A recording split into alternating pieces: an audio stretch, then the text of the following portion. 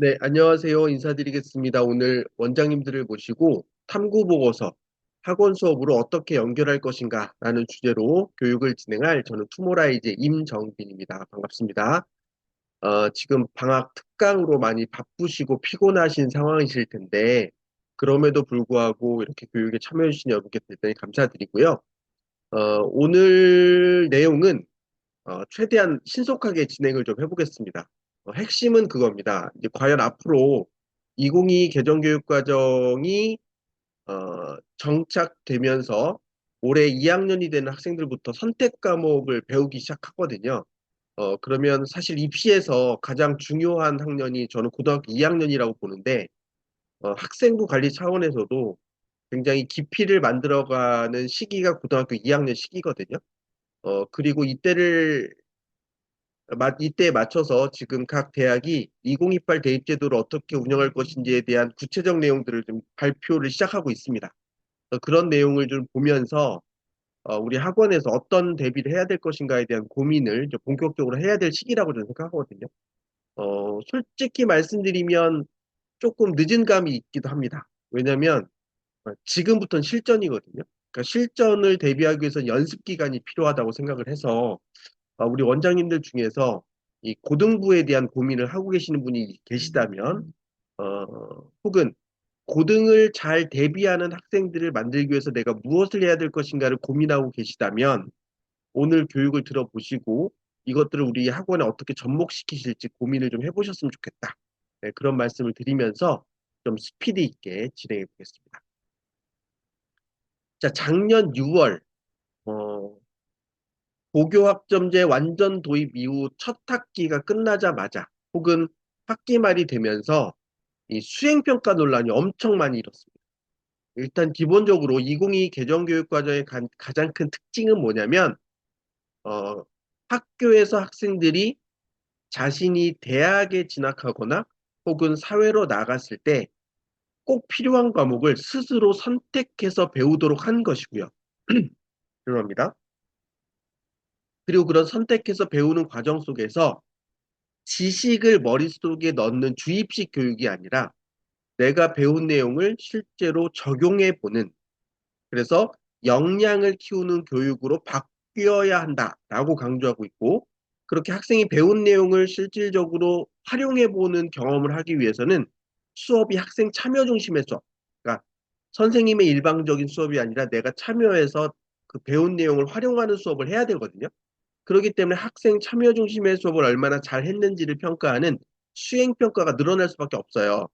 그런데 이거는 이제 어떤 교육의 방향성이라면 학교에서 수업을 하고 계신 선생님들 입장에서는 아이들 하나하나에 대한 어떤 수행 결과물을 수업 시간에 만드는 게 좀 부담스럽기도 하고, 아이들이 수업에 열심히 참여한다 하더라도 그 수준이 낮을 수밖에 없거든요. 근데 학생부에 기재된 내용이 입시에 필요하다 보니 각 학교에서는 학교에서 했던 내용, 학교 수업 시간에 했던 내용만을 갖고 학생부에 기재해주기 어렵다 보니 과제형 혹은 집에서 뭔가 만들어 와서 학교에서 발표하는 이런 형태의 수행평가가 많았던 거죠. 그러다 보니까 학생들이 지필고사 준비도 힘든데 수행평가 준비도 좀 어렵고, 그러니까 그 수행평가 준비를 부모님이 도와주기 시작했고, 부모님이 여력이 안 되니까 그거를 예를 들면 사교육의 도움을 받아서 그것들을 만들어 간다든지 이런 여러 가지 문제들이 생기다 보니 뭐 수행평가 이슈가 있기도 했고, 수행평가를 폐지하라는 얘기도 있었고, 아예 고교 학점제를 폐지하는 얘기도 있었고, 여러 가지 갈등이 많았습니다. 자, 그런 갈등들이 너무 심각해지니까 정부에서는 어떻게 했냐면, 그러면 고교학점제를 폐지할 수는 없다. 다만, 지금 나오는 여러 가지 현상의 문제를 어떻게 개선해야 될 것인가에 대해서 고민을 해보겠다.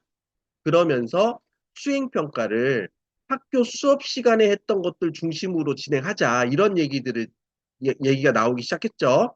그래서 수업에서 진행한 내용만, 결과물만 갖고 평가해야지, 뭐, 과제형, 또는 뭔가 이렇게 외워와가지고 학교에서 시험 보는 그런 형태의 수행평가를 하지 마라. 요런 방향성 제시가 있었고, 실제로 그런 방향성 제시를 담은 지침들이 지금 계속 발표가 되고 있습니다. 그래서 엊그저께 경기도 교육청에서는 선원 수령 평가와 수행 평가 비율이 40%까지 늘어난 상태였거든요. 근데 이것을 30%로 낮춘다.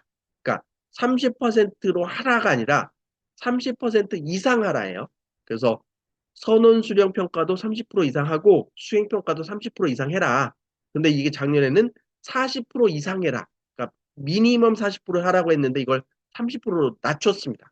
자, 그리고 수행 평가에서 인공지능을 활용하는 경우가 많은데 이럴 때 어, 어떤 목적으로 어떤 방식으로 인공지능을 썼는지를 수행 평가에서 드러내고 사용할 수 있도록 그런 이제 권고 사항들을 발표를 했고요. 그보다 앞서 서울시 교육청에서도 이런 평가와 관련된 지침 기준들을 이제 발표를 했는데 일단 서울시 교육청은 그러니까 경기도 교육청은 작년부터 서논수령 평가에 인공지능을 활용하기 시작했거든요. 근데 이제 서울시 교육청은 1년 늦었습니다. 그래서 올해부터 선원수령 평가에 인공지능 활용해서 채점을 하고 그러니까 이제 부담이 좀 줄었잖아요. 그래서 서수령 평가를 좀 늘려라. 그거와 더불어서 수행평가와 관련돼서도 학교에서도 수업 중에 진행되는 수행평가만 평가에 반영하도록 했는데 어, 학교 수업에서 진행되는 수행평가는 질이 떨어질 수 있으니까 어떤 식의 수행평가가 좋은지 그런 자료, 연수 이런 것들을 강화해 나가겠다 이런 얘기를 하고 있는 그러니까, 그러니까 큰 방향성으로 보면 결국 학교 현장에서의 수행평가를 바라보는 관점이 좀 바뀌어가고 있는 거죠. 그래서 학교 수업에서 이루어진 결과물만을 평가 대상으로 한다. 그리고 수행평가의 비율이 좀 줄어들고 있다. 그래서 어떻게 보면 뭔가 이제 한 발 물러서는 느낌이긴 하거든요. 그런데 중요한 건 뭐냐면 계속 말씀드리지만 이 고교학점제 2022 개정교육과정의 변화는 결국 입시에 영향을 미치잖아요. 그러면 이런 변화를 대학은 어떻게 바라볼 것인가에 대한 고민이 생기는 거죠. 중요한 건 뭐냐면 대학은 결국 우수한 인재를 선발하기 위한 목적을 갖고 있다는 거예요. 그래서 그럼 대학은 이런 뭐 2022 개정교육과정 고교학점제 등등을 어떻게 바라보고 있느냐? 자, 요거는 작년에 경희대 입학사정관인 임진택 사정관이 서울시 교육청의 산하의 선생님들을 모아놓고 했던 교육의 자료인데요. 그러니까 2022 개정교육과정에 따라서 대학은 학생들을 어떻게 평가할 것인가의 고민을 이렇게 하고 있다는 내용을 담고 있거든요. 한번 그 내용을 보시면, 그러니까 2025학년도 입시를 마치고, 그러니까 올해 신입생 말고 작년 신입생의 입시를 마치고, 이제 이런 그 소회가 들었다. 어떤 거냐면, 사실 고교학점제가 적용되고 있었던 학생들이거든요. 그러니까 2015 개정교육과정의 교과서를 갖고 고교학점제가 도입된 상태의 아이들이에요, 이 아이들이. 그래서 어쨌든 교과서는 바뀌지 않았지만 고교학점제라고 하는 이런 형태의 수업을 들으면서 학교 수업에서 세특의 발표와 토론 등의 수업 활동 기록이 많아지는 것을 깨달았다, 느꼈다. 그래서 수업이 변화하고 있다. 두 번째는 학교 자율적 교육 과정이 많아졌다. 그래서 이 고교학점제가 적용되고 나서 부분 도입일 때도 17주가 한 학기거든요. 근데 수업은 16주만 해도 학점 이수가 돼요. 그럼 한 시간씩 모든 과목이 남잖아요. 학점당 한 시간씩. 그걸 모아서 뭐 이렇게 그 자율 탐구 활동 이런 것들을 하도록 했거든요. 그래서 그런 것들이 많아짐에 따라서 관심 분야에 대한 탐구 활동과 학생들의 참여도가 눈에 보이기 시작했다. 그리고 확실히 고교학점제를 도입하니까 교육 과정이 다양해졌고 특히 공동교육 과정을 이수하는 학생들이 많아지면서 과목 선택에서 학생의 주도성이 보이기 시작한다. 그러니까 이 학생이 무엇에 관심을 갖고 어떤 걸 배우려 했는지가 과목 선택에서부터 보이기 시작했다. 근데 문제는 뭐냐면 이제 아이들이 참여도 늘고 탐구 활동도 늘고 여러 가지가 많이 달라진 건 맞는데 학생 변별이 너무 어렵더라. 그러니까 좋은 말로 하면 상향 평준화인데 학생이 안 보인다. 왜? 인공지능을 써서 선생님이 학생부를 적기 시작하는 게 느껴진다. 이런 거. 그러니까 실제 학생의 모습이 담겨 있는 게 아니라 인공지능이 꾸며낸 학생의 모습이 자꾸 보이니까 이거 내가 믿어도 돼? 이런 생각이 자꾸 들더라. 그리고 요게 참 중요한 건데요. 2학년, 3학년 때 학생부 기록은 되게 풍성해. 근데 1학년은 왜 이런 게 안 보이지? 이런 거예요. 이 반대로 얘기하면 이게 무슨 의미냐면 1학년 때부터 자신을 드러낸 학생이 별로 없다일 수도 있고요. 학교에서 1학년 아이들을 가리키는 선생님이 입시를 잘 모르는 것 수도 있어요. 그러니까 1학년 때는 공통 과목에서 진행되는 수행평가 지금도 보면 별다른 게 없어서 선생님이 똑같은 기록을 복사해서 붙이고 약간만 수정하는 경우가 굉장히 많거든요. 그래서 1학년 때 기록이 너무 아쉽다. 다른 말로 하면 1학년 때부터 차별화한 노력을 한다면 그런 아이들이 눈에 띄기 시작할 수 있다. 뭐 이런 것들 우리가 좀 인사이트를 얻을 수 있고 그 다음에 이제 코로나 이후에 출결 나쁜 애들이 너무 많습니다. 특히 제가 2016 작년에 대학 가는 아이들 학생부 보면 느껴진 게 코로나 때 아프면 학교 안 가고 병원 가는 게 익숙해졌던 아이들이어서 그런지 그러니까 그 질병의 결과, 지각, 조퇴, 결석이 너무 많아요. 근데 그게 이제 대학에서 느낄 거 아니에요. 그래서 그 재작년부터 그 출결에 대한 얘기를 굉장히 많이 합니다. 근데 이 임진택 입학사정관도 자, 전교 학생의 임원인데 질병 관련 결석, 지각, 조퇴가 24번이 있는 학생들. 이 학생의 성실도를 우리가 어떻게 평가해야 되냐 이런 얘기를 하거든요. 그러니까 학종으로 대학 가고 싶은 학생들이 있다면 출결 신경 써야 된다고 얘기해야 됩니다. 그러니까 질병이더라도 애들이 그냥 지각했는데 병원 가서 진단서 걸어서 질병으로 하는 걸 대학도 알아요. 되게 중요한 포인트다. 그리고 학생의 관심, 진로 적성, 주도성이 잘 드러나는 창체 활동은 여전히 변별력이 높다. 특히 이 창체 활동에서 학생 간의 차이가 크다. 무슨 얘기냐면 수업에서 진행되는 수행평가는 학생들의 자발성을 드러낼 수 있는 그 폭이 좀 적어요. 왜냐면 선생님이 시킨 것만 해야 되니까. 그런데 자율활동, 동아리활동, 진로활동은 조금 자율성이 많거든요. 그러니까 학생들이 내가 하고 싶은, 돋보이고 싶은 활동을 동아리, 자율활동, 진로활동에 많이 활용하는 거죠. 그래서 여기에서 깊이가 드러난다. 자, 그래서 뭐 이렇게 반복적으로 얘기하겠지만 중요한 건 뭐냐면 수업에서 선생님이 주어진 여러 가지 수행평가, 학생 참여 중심의 수업에서 할 수 있는 것들에서 자신의 관심사를 교과와 연결해서 드러내고 거기에서 조금 더 깊이 들어가고 싶은 건 그 선생님이 학생부의 기록을 써주면 다행이겠지만 그게 안 된다면 자율활동, 동아리활동, 진로활동에서 심화활동을 연계하는 그런 활동이 되게 중요하다. 이런 것들을 입학사정관이 얘기를 해주고 있는 겁니다. 자, 그러면서, 자, 지금 아까 말씀드린 것처럼 수업에서 학생 참여 중심의 수업이 늘어나고 있어. 무슨 얘기죠? 토론시키고, 프로젝트에서 발표시키고, 실험하고 이런 걸 많이 해요. 그리고 그걸 개인 단위 프로젝트일 수도 있고, 팀 단위 활동일 수도 있어요. 그러니까 이런 활동의 기록을 보면서 대학은 교과별 성취 기준에 따른 성취 수준을 등급이나 성취도 등으로 학업 역량을 파악하고 거기에 기재되어 있는 학생의 어떤 노력의 과정을 보면서 진로 역량이나 학업 역량이나 공동체 역량을 확인하고 그리고 그런 활동의 과정에서 드러난 여러 가지 모습을 보고 공동체 역량과 진로 역량과 학업 역량을 확인한다.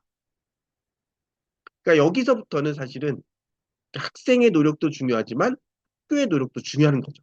그러니까 선생님이 학생부를 어떻게 기재해 주느냐, 선생님의 기재 스킬이 학생의 평가 혹은 입시에 영향을 미칠 수밖에 없는 그런 구조가 되는 겁니다. 자, 그래서 그 임진택 입학사정관이 얘기하는 건 뭐냐면 채택을 통해서 교과 이수 충실도나 학업 수행 충실도를 우리가 보는데 과연 이게 뭐냐? 그러면 교과 이수의 충실도는 모집단이 자기가 지원한 대학의 전공과 관련한 학문 분야에 필요한 그 과목을 충실히 이수했는가? 너 대학에 올라가서 배울 과목을, 그러니까 네가 지원한 전공에서 꼭 필요한 과목을 고등학교 때 제대로 배워왔어? 이거죠.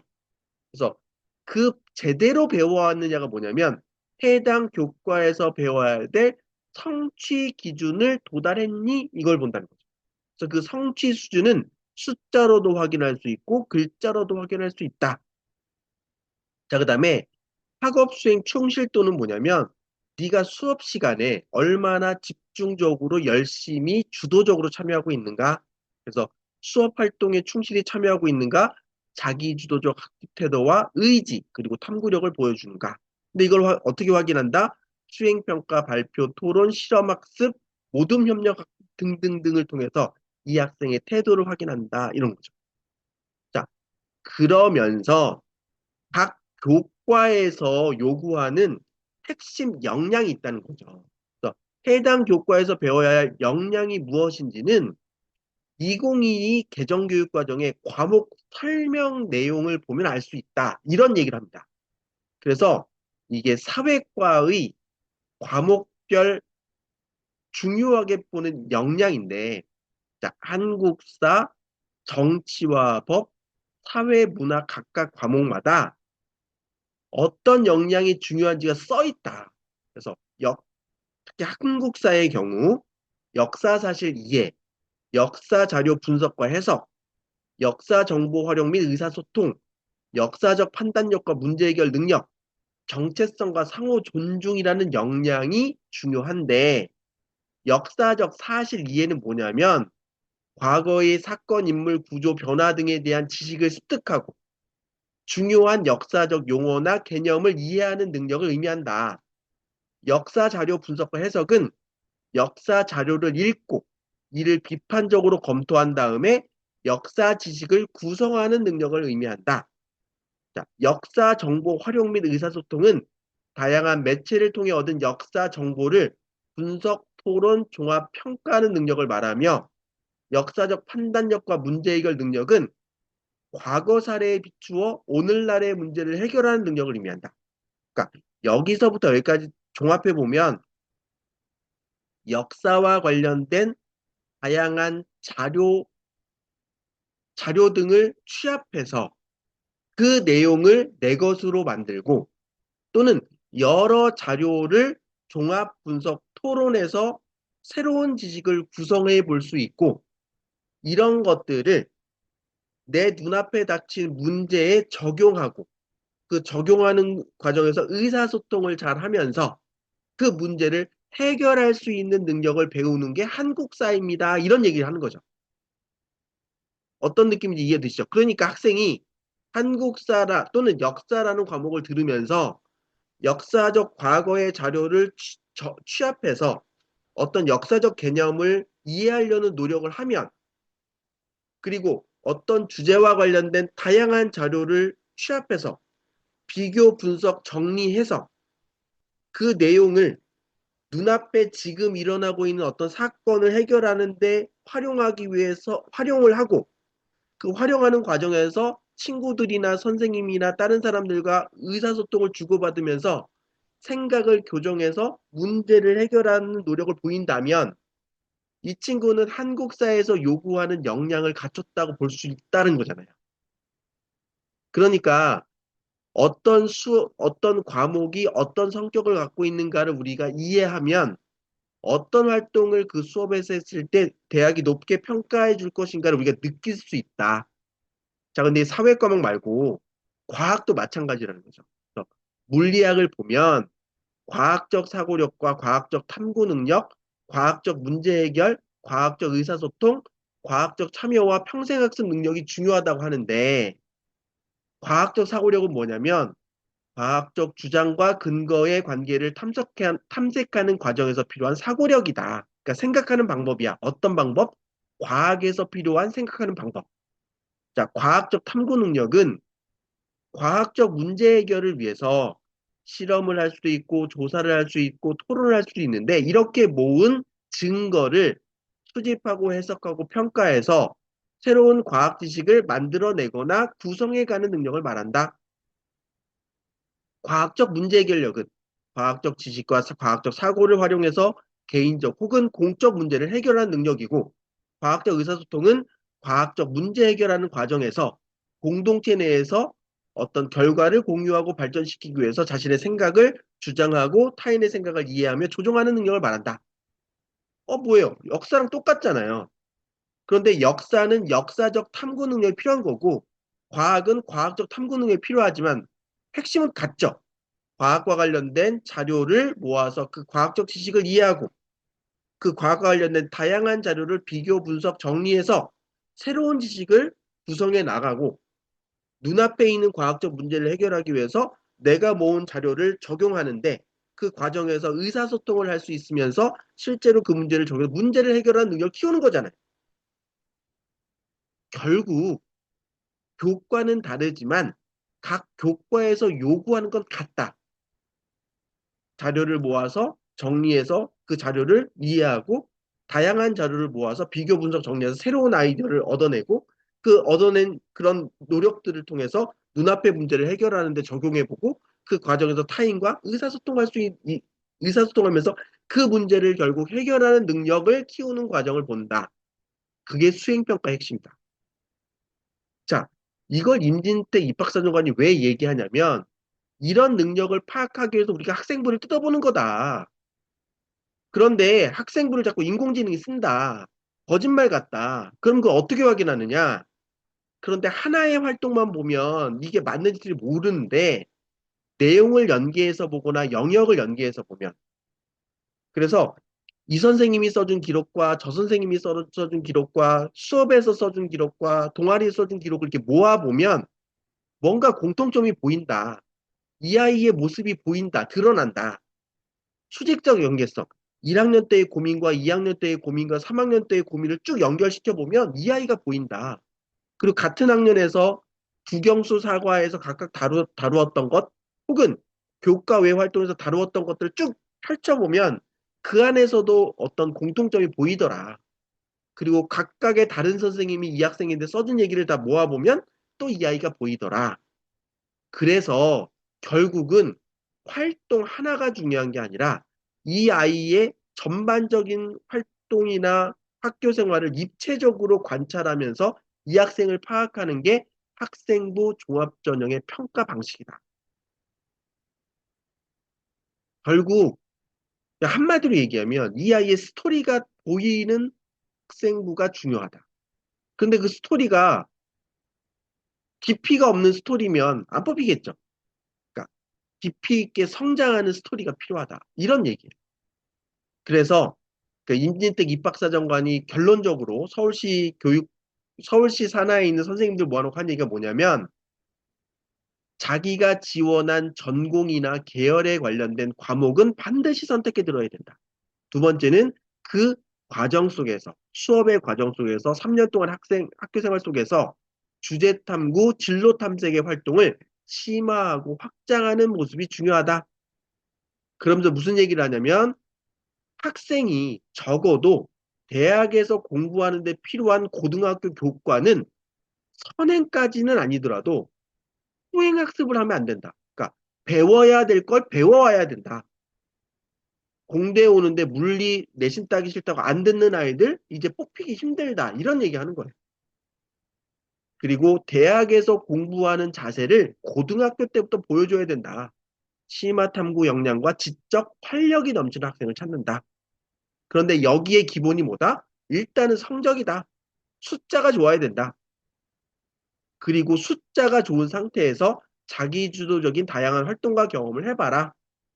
그래서 자신만의 스토리, 개인성, 개별성을 만들어 나가야 한다. 그리고 이런 것이 무전공, 자율전공에도 중요하다. 그래서 최근에 2028 대입제도 개편 방안 관련돼서 서강대하고 한양대가 최근에 그 뭐 선생님들 모아놓고 했던 세미나 영상이 있는데 거기서 강조하는 게 뭐냐면 우리가 그 무전공 입학자를 뽑을 때 그러니까 아직 이 학생들이 전공을 구체화하지 못했기 때문에 무전공으로 들어오는 걸 아는데 생각 없이 그냥 사내를 원하지 않는다는 거예요. 그러니까 이 전공도 하고 싶고 이 전공도 하고 싶은데 이 두 개를 섞고 싶은데 이 중에 선택을 못 하겠어. 이런 아이를 원하는 거지. 그냥 공부만 해서 성적만 좋은데 아무런 특징이 보이지 않는 애를 원하지 않는다.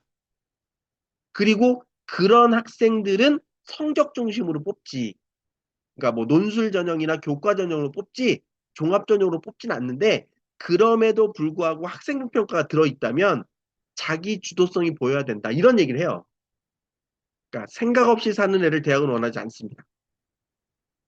자, 그러면서 이게 가장 중요한데, 음, 경희대 임진택 입학사정관이 2025학년도 입시를 치르고 나서 이 인공지능에 의한 학생부 기재사 여기에 대해서 굉장히 여러 차례 뭐 페이스북을 통해서 얘기를 하거든요. 근데 여기서 또 얘기합니다.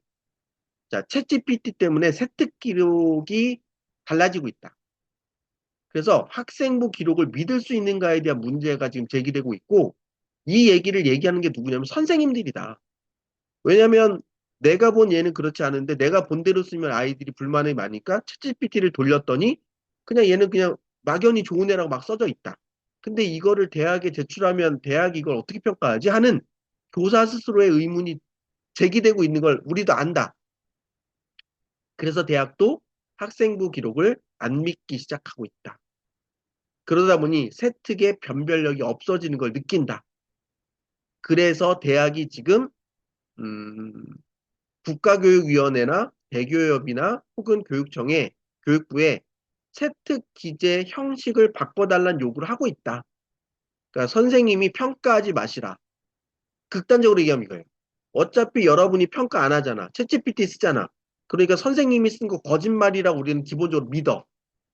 하기 때문에 평가하지 마시고 애들이 한 객관적인 내용만 쓰세요. 힘드시게 화려하게 꾸미지 마시고 이런 얘기를 하고 있단 말이에요. 그래서 대학도 새로운 전형 요소를 검토하고 있다.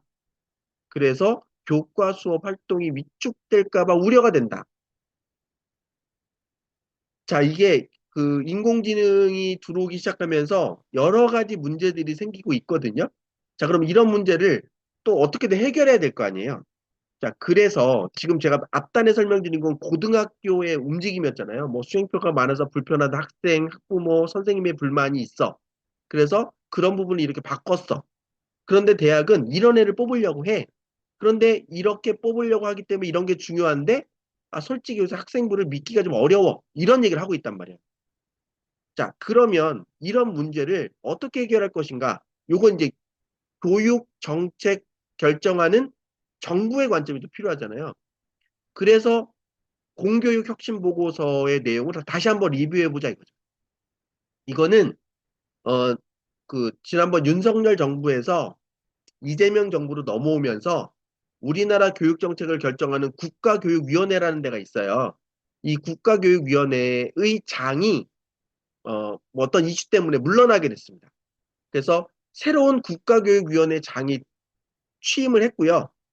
그 전년도 국가교육위원회의 운영위원들도 자발적으로 사퇴도 하고 그래서 많이 교체가 됐습니다. 자, 그래서 2기 국가교육위원회가 출범을 했는데 어쨌든 국가교육 정책이 이게 단절되면 안 되잖아요. 그래서 그 전에 국가교육위원회에서 논의됐던 이야기 그 내용과 더불어서 새로 국가교육위원회에 참여하신 분들이 함께 몇 개의 주제를 정해서 그 주제를 이렇게 발표를 했어요. 그래서 작년 9월부터 10월까지 이제 아 이러이러한 문제가 화두가 있는데 이런 문제를 이렇게 이렇게 개선해 나가면 좋겠다라는 발표가 있었어요. 그래서 그 내용들을 토대로 2기 국가교육위원회가 출범을 하는 겁니다. 그러면서 이때 나온 내용을 공교육 혁신 보고서에 담아서 시도교육청에 다 전달을 했어요. 우리 지금 이런 내용들을 논의하고 있고 이런 이슈들이 튀어나오고 있고 이런 솔루션을 제안받고 있어. 그러니까 시도교육청도 이런 거 잘 읽어보시고 참여하게 되실 때 같이 고민을 나누어요. 이렇게 얘기를 했단 말이에요. 그래서 이 내용들이 계속 이제 올해 안에 조정되고 변형되고 개선되고 해서 국가교육 발전 계획이라는 게 발표될 예정이에요. 그래서 원래 계획은 올해 9월 달에 국가교육 발전 계획이 발표되고 내년에 확정돼서 그것들이 이제 그러니까 새로운 교육 과정으로 바뀌고 입시 제도로 적용되고 이런 것들이 순차적으로 진행됩니다. 근데 이때 어떤 것들이 논의됐냐면 대입 제도를 바꿉시다 하는 내용을 요 세 분이 고민해서 솔루션이라고 제시를 한 거예요. 근데 오늘 주제와 관련된 내용만 보면 핵심적으로 대한민국의 대입 제도를 바꿔야 되는데 어떻게 바꿔야 되냐면 수능도 절대평가, 내신도 절대평가해야 됩니다라는 얘기를 해요. 근데 여러분 그 수능 절대평가, 내신 절대평가 이 부분은 여러분 이렇게 반드시 이렇게 간다고 믿으셔도 돼요. 지금 정부에서 나온 모든 자료가 다 똑같은 얘기를 합니다. 그런데 수능 절대평가가 되는 게 기존까지는 영어가 이제 9등급 상대평가니까 9등급 절대평가니까 아 수능은 9등급 절대평가가 되는 거 아닐까? 뭐 이런 생각을 했는데 요번에 얘기될 때 어떻게 됐냐면 어떤 얘기가 나왔냐면 수능도 내신처럼 5등급 절대평가를 합시다라고 얘기가 되면서 1등급의 기준을 80점으로 합시다라는 얘기가 나왔어요. 자, 이게 확정은 아닌데 이런 안이 나왔다는 거예요. 그러면서 무슨 얘기를 하냐면 지금 현재 고등학생들이 내신이 5등급 상대평가와 5등급 절대평가가 병기되는데 요 다음 스텝은 5등급 상대평가 없어지고 5등급 절대평가로 갈 것 같다.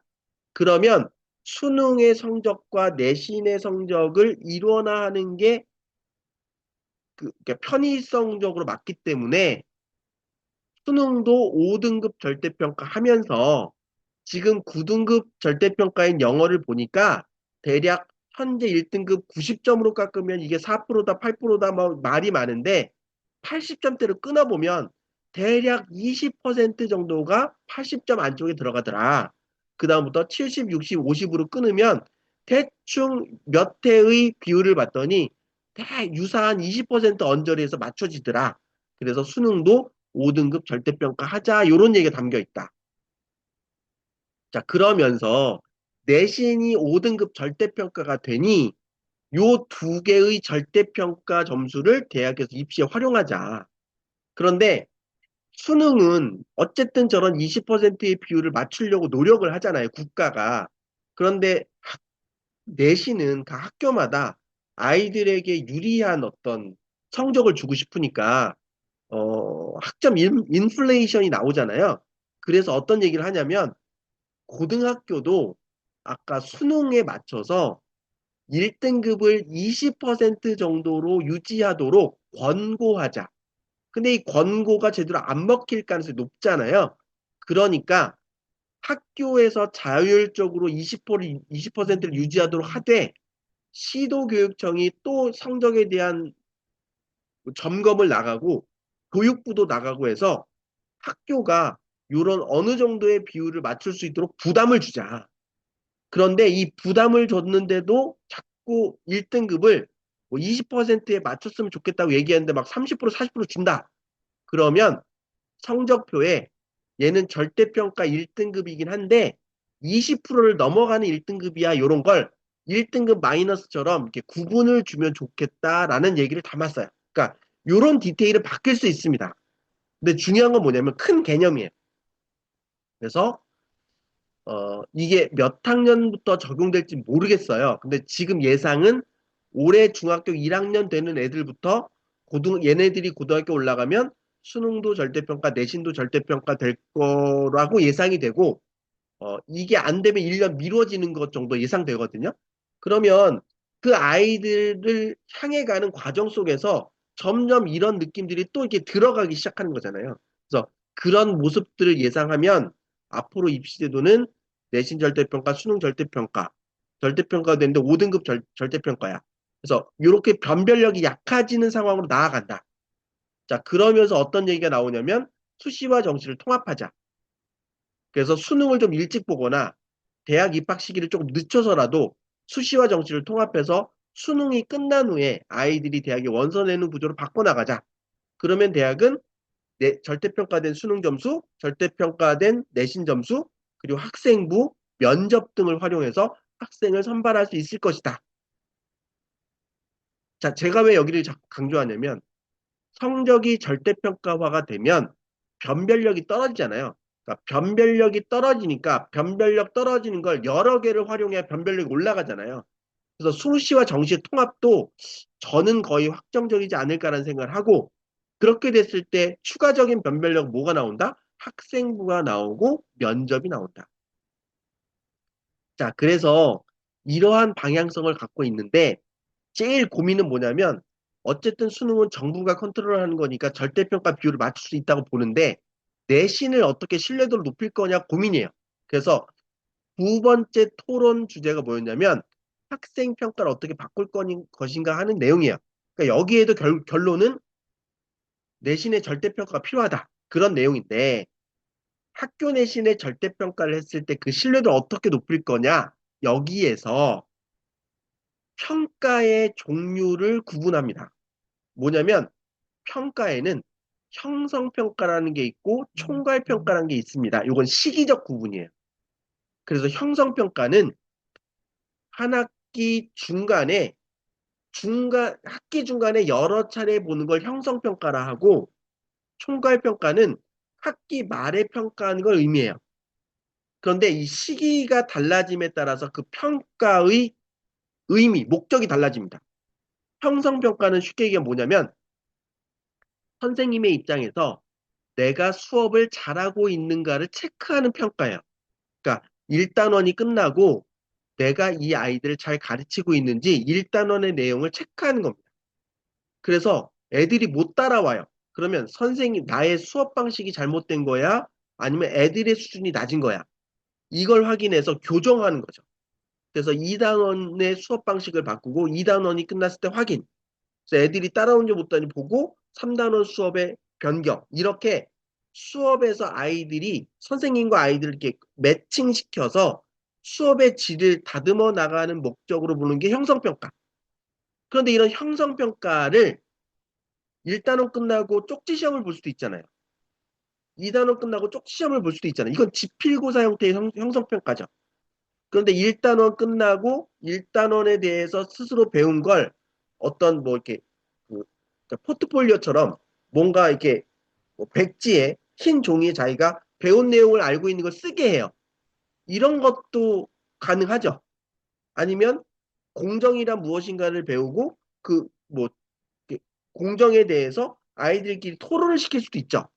이렇게 형성평가도 지필고사를 볼 수도 있고 혹은 어떤 뭐 노트 필기를 볼 수 있고 모둠 활동을 할 수 있고 실험을 할 수 있고 발표를 시킬 수도 있어요.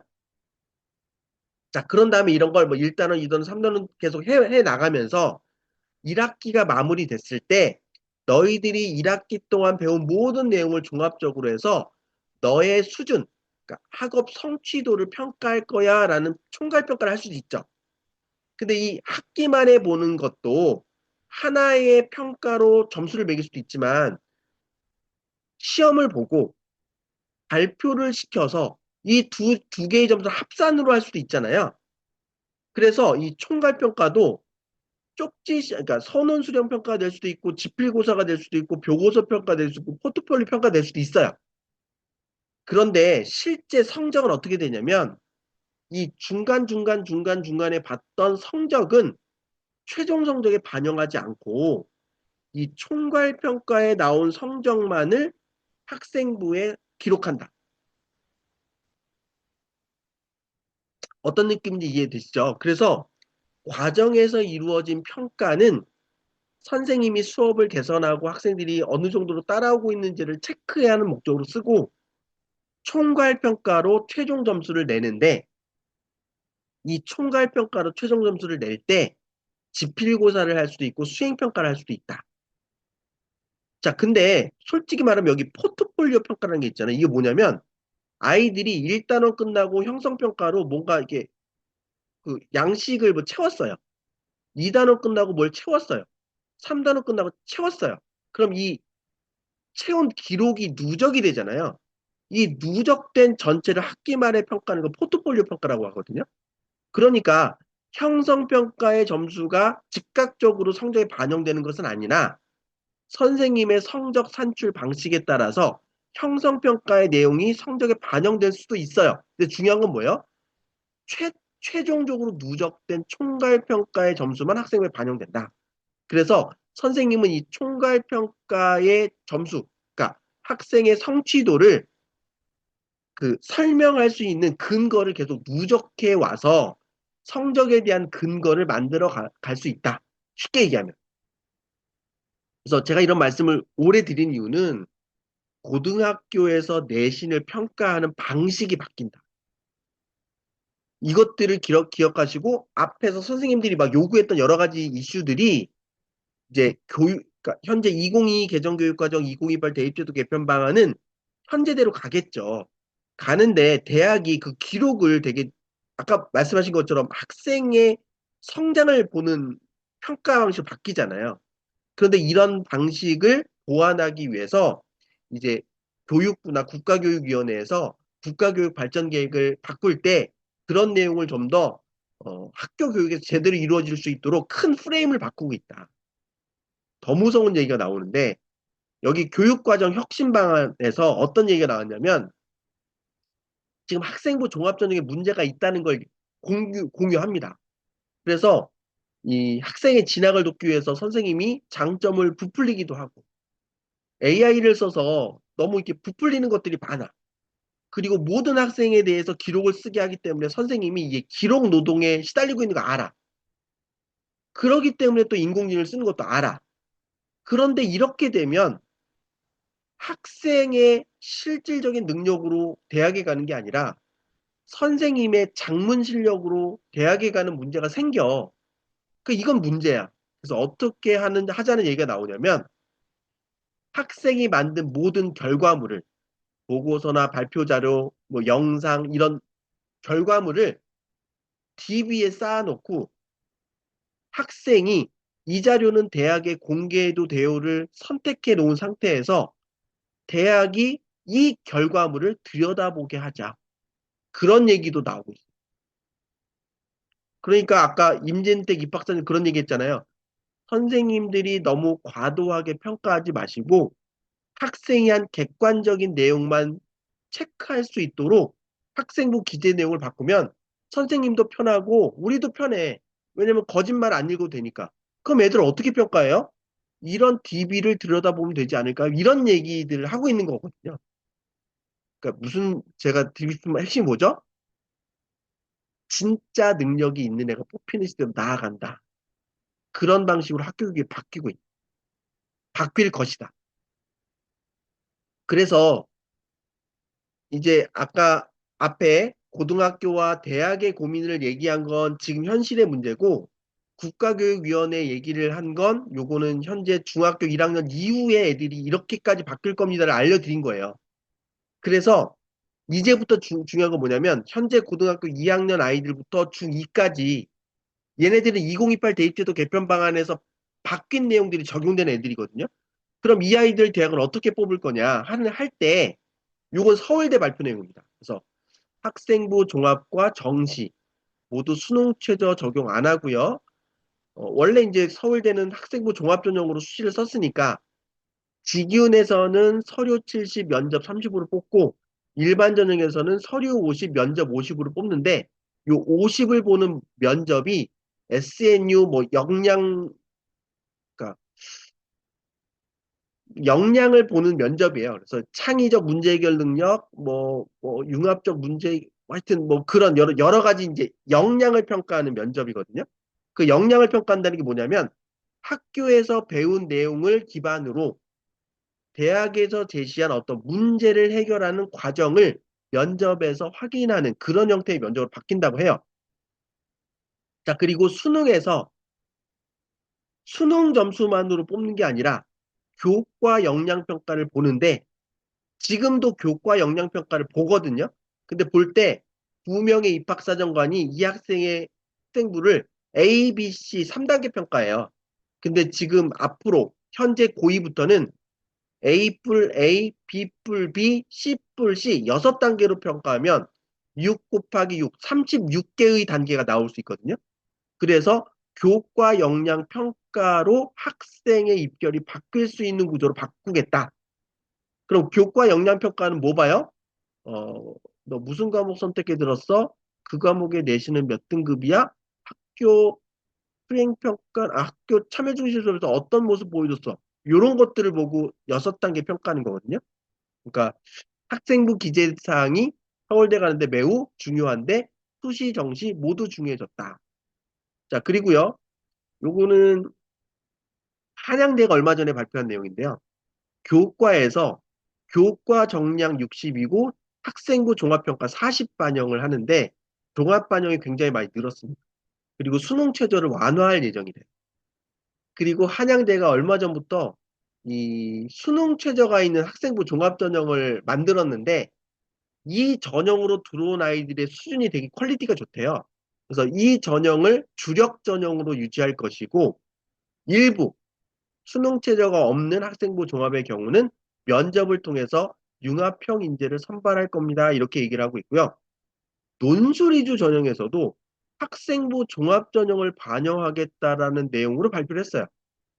그리고 수능 위주 전형에서도 학생부 종합으로 10%를 반영하는데 어, 이 발표하는 영상에서 입학사정관이 무슨 얘기를 하냐면 이 수능 위주 전형에 입학한 학생의 1등, 2등, 3등, 4등의 점수 차이가 몇 점이냐면 0점 몇 점 차이가 난대요.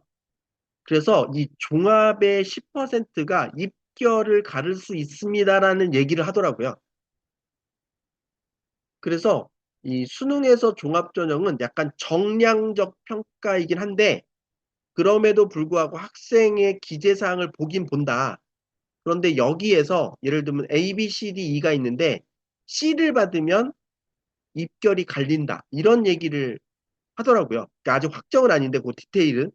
그래서 나중에 4월 달에 발표된 내용을 보시면 여기에서 입결이 갈릴 수 있다는 게 무슨 얘기인지 아실 겁니다. 뭐 이런 얘기를 하더라고요. 자, 그리고 여기 경희대인데 경희대는 굉장히 디테일하게 발표했는데 보면 직윤에서 지금도 이제 교과 종합평가가 있는데 요거 잘 보시면 진로 선택 과목은 심화 과목이잖아요. 그래서 사회과학의 진로 선택 과목은 등급과 성취도 중 상위 성적을 반영할 겁니다. 이런 얘기를 합니다. 그러니까 성적 못 받을까 봐 안 듣는 그런 학생 음, 없었으면 좋겠고 자기가 듣고 싶은 거 들어라. 성취도 잘 받아도 등급 1등급이랑 차이 없다. 그러면서 임무는 국수영사, 자유는 국수영과 반영합니다. 이렇게 얘기했고요. 종합전형은 뭐 학생부 보는 전형이니까 넘어가고 정시에서도 수능 100을 30% 유지하는데 요거는 재수생하고 검정고시생들을 위한 전형이고 일반 보통 학생들을 위해서는 학생부 10을 반영한 요 수능 90에 학생부 10 반영한 요 전형으로 선발할 예정이고 요때 학기 구분 없이 3학년 2학기까지 인문은 국수영사, 자연은 국수영과 한 요 과목들 중에 상위 18개 과목을 이제 그러니까 정량 평가하는데 성취도 A, 성취도 A를 받으면 1등급과 차이가 없다. 그러니까 성취도 중심으로 내신을 보겠다라는 걸 강조하는 겁니다. 그래서 듣고 싶은 거 들어. 왜냐하면 가산점을 주기로 했거든요. 그래서 자연계열 같은 경우에 수학과 과학을 일정 학점 이상으로 들어야만 합격 가능할 수 있도록 가산점을 줄 거기 때문에 어, 뭐 내신 따기 어렵다고 도망가고 이러지 말고 그런 부담을 줄이기 위해서 내신 교과 정량 평가할 때 성취도가 좋으면 마이너스를 그러니까 상대평가 등급과 성취도를 비교해서 좋은 거 쓸 거니까 너무 성적에 대한 부담 갖지 말고 일단 필요한 거 들어 이런 얘기를 하고 있는 거고요. 여기는 건대인데 건대는 교과에도 교과 정성 30% 반영, 종합은 뭐 학생부가 중요하고요. 논술 위주 전형은 그대로 가는데 여기서도 재밌는 게 건대 논술은 이과 인문계열, 자연계열 구분 없이 통합 논술로 간다고 그랬어요. 그래서 국어, 통합사회 한문항, 수학이 세문항. 그러니까 건대 논술은 자연계열 애들이 수학 잘하는 애가 유리하겠죠? 뭐 이런 식으로 지금 발표를 했고 수능 위주 전형에서도 학생부 정성평가 20% 반영하겠다. 자, 그러면 동국대 같은 경우에 교과, 교과 정량평가 70, 서류 종합평가 30 반영했는데 여기는 입학사정관이 그냥 공개적으로 그렇게 얘기합니다. 저희 교과는 교과 아닌 거 아시죠? 뭐 이런 얘기 합니다. 그래서 교과 정량 평가할 때 10과목만 반영하는데 자, 성취도를 A 받고 그러니까 절대평가로 가장 높은 성취도 A 받고 등급을 2등급까지 받아도 만점입니다. 이런 얘기입니다. 그러니까 그 상대평가 기준으로 지금 1등급이 상위 10%, 2등급이 34%까지잖아요. 그러니까 성취, 상대평가 2등급 받았는데 성취도가 A야. 그러면 만점이에요. 그러면서 무슨 얘기하냐면, 그, 어쨌든 정부가 성취도 중심으로, 그러니까 절대평가 중심으로 내신을 갈 거기 때문에 저희 대학은 정부 정책에 맞춰서 성취도가 좀 우수하면 대학 가는데 큰 부담이 없는 그런 구조로 입시제도를 만들고 있습니다. 그리고 저희는 기존에도 교과 전형이라 불렸지만 실제로는 종합과 큰 차이가 없었지 않습니까? 뭐 이런 얘기를 합니다. 그리고 종합도 이제 2단계에서 면접의 비율을 40%까지 늘렸고요. 논술위주 전형에서도 교과 반영을 신설했다고 하고요. 수능에서도 학생부 정성평가를 반영하는데 정성평가는 약간 정량을 정성처럼 평가하는 그런 구조더라고요. 그래서 학생부 상위 10과목의 성취도 평가하고요. 출결, 점수를 평가하고요. 그 다음에 그 자기가 지원한 과목에서 필요한 과목 선택했는지 평가하고요. 세특 기재사항 확인하고. 그래서 사실 기초학업 진로 역량 성실성은 거의 정량 평가 같은 평가고 탐구 역량만 사실 약간 정성 평가가 반영된 그런 형태입니다. 이렇게 얘기를 하긴 하더라고요. 그러니까 서울에서 주요 상위 15개 대학 이내에서는 이제 정시에서도 학생부 본다. 그런데 이게 비율은 작지만 아까 한양대에서 강조했던 것처럼 자, 입결이 갈릴 수 있는 정도의 비율입니다. 뭐 이런 것들을 계속 강조하면서 학생부 관리가 중요하다는 것들을 계속 얘기합니다. 근데 학생부 관리가 왜 중요한 거죠? 고교 학점제의 취지이기 때문에 그래요. 내가 대학에서 혹은 진로에서 필요한 과목을 부담 없이 선택해서 배우고 성장하는 교육 과정이 고교 학점제가 담긴 교육 과정이거든요. 그래서 학교 교육을 제대로 이수하기 위해서는 성적 잘 받으려고 과목을 선택하는 게 아니라 내가 지원하는 전공에 필요한 과목을 선택해야 된다. 반대로 얘기하면 나의 선택 과목에 따라서 지원한 전공이 바뀔 수 있는 거잖아요. 그러니까 과목 때문에 전공을 바꿀 건가, 전공에 맞춰서 과목을 선택할 건가 되게 중요한 이슈고. 그리고 과목을 선택하는 게 중요한 게 아니죠, 중요한 거. 그래서 그 과목을 선택한 목적을 이루었는가? 그러니까 내가 선택의 이유로 제시했던 그 전공 또는 그 진로의 전문가로 성장하고 있는가를 보는 거잖아요. 그래서 중요한 게 결국 탐구 능력이다. 그래서 아까 임진택 입학사 정관이 강조했던 것처럼 심화 탐구, 깊이 있는 학습을 하는 게 중요하다. 근데 왜 탐구 능력을 자꾸 강조하느냐? 탐구 능력은 나의 지적 호기심을 해결하는 활동이거든요. 그래서 탐구 능력을 본다는 건 결국 이 학생이 어떤 질문을 던지고 있는지를 보는 거예요. 그리고 그 질문의 수준이 곧 그 학생의 수준이거든요. 그래서 질문을 발견하는 능력을 보는 것이고, 두 번째는 스스로 궁금해하는 것을 스스로 해결할 수 있는가? 그 해결의 과정이 탐구 과정이고, 그 탐구의 결과가 탐구 능력, 즉 학생의 깊이, 생각의 깊이의 수준이거든요. 그래서 지금 대학이 뭐 이제 올해 또 학생부 종합전형 가이드북 같은 게 나올 거 아니에요. 거기에 담기는 내용을 계속 보면 우린 이런 학생을 좋아합니다. 이런 학생을 뽑고 싶다. 이런 얘기가 나와요. 이게 시립대가 작년에 했던 얘기인데 시립대 국사학과에서 학업 역량을 보는데 이거 진로 역량이 아니잖아. 학업 역량을 보는데 국사학과니까 우리는 역사 관련 교과의 성적을 봅니다. 그리고 학업 역량이지만 결국 국사학에서 배우는 성취 수준, 역사라는 과목이 원하는 역량을 보는 거잖아요. 그래서 역사적 사고 능력과 사료 해석 능력을 갖춘 학생, 협업 능력과 창의력을 갖춘 학생을 우리는 원합니다. 이런 얘기잖아요. 그래서 요 앞에 뭐 이 학생은 역사 과목을 몇 과목을 선택했고 그 과목에 뭐 그러니까 뭐 원점수 기준으로 매우 높은 성적을 유지했으며 뭐 이런 얘기가 막 섞여 있어요. 그래서 얘 역사 잘하는 애예요. 그런데 그것만 보는 게 아니라 학생부를 종합적으로 검토해요. 이런 얘기가 나와요. 그래서 보면 1학년 한국사 시간에 주제탐구 활동에서 일제강점기 치안유지법이 조선에 어떻게 적용되었을까라는 질문을 던지고 이 내용을 탐구합니다라고 얘기해요. 그래서 일제강점기의 치안유지법이 오늘날의 국가보안법의 원조가 돼서 지금까지 영향을 미치고 있다. 이런 얘기를 합니다. 자, 그리고 2학년 때 진로활동 시간에 일제강점기 때 있었던 인권운동, 형평사 운동에 대해서 탐구 보고서를 써요. 그래서 일제강점기 이전에 신분사회였다가 일제강점기 때 신분사회가 철폐됐지만 마지막 가장 아래쪽 뭐라고 그러죠? 노비, 백정. 이 백정들은 여전히 신분이 신분제가 없어졌음에도 차별을 받았다고 하거든요. 그래서 이 백정 신분의 사람들이 모여서 인권 운동을 했던 게 형평사 운동이어서 우리 일제강점기 때 시대의 인권 운동의 역사에 대해서 조사를 한 거예요.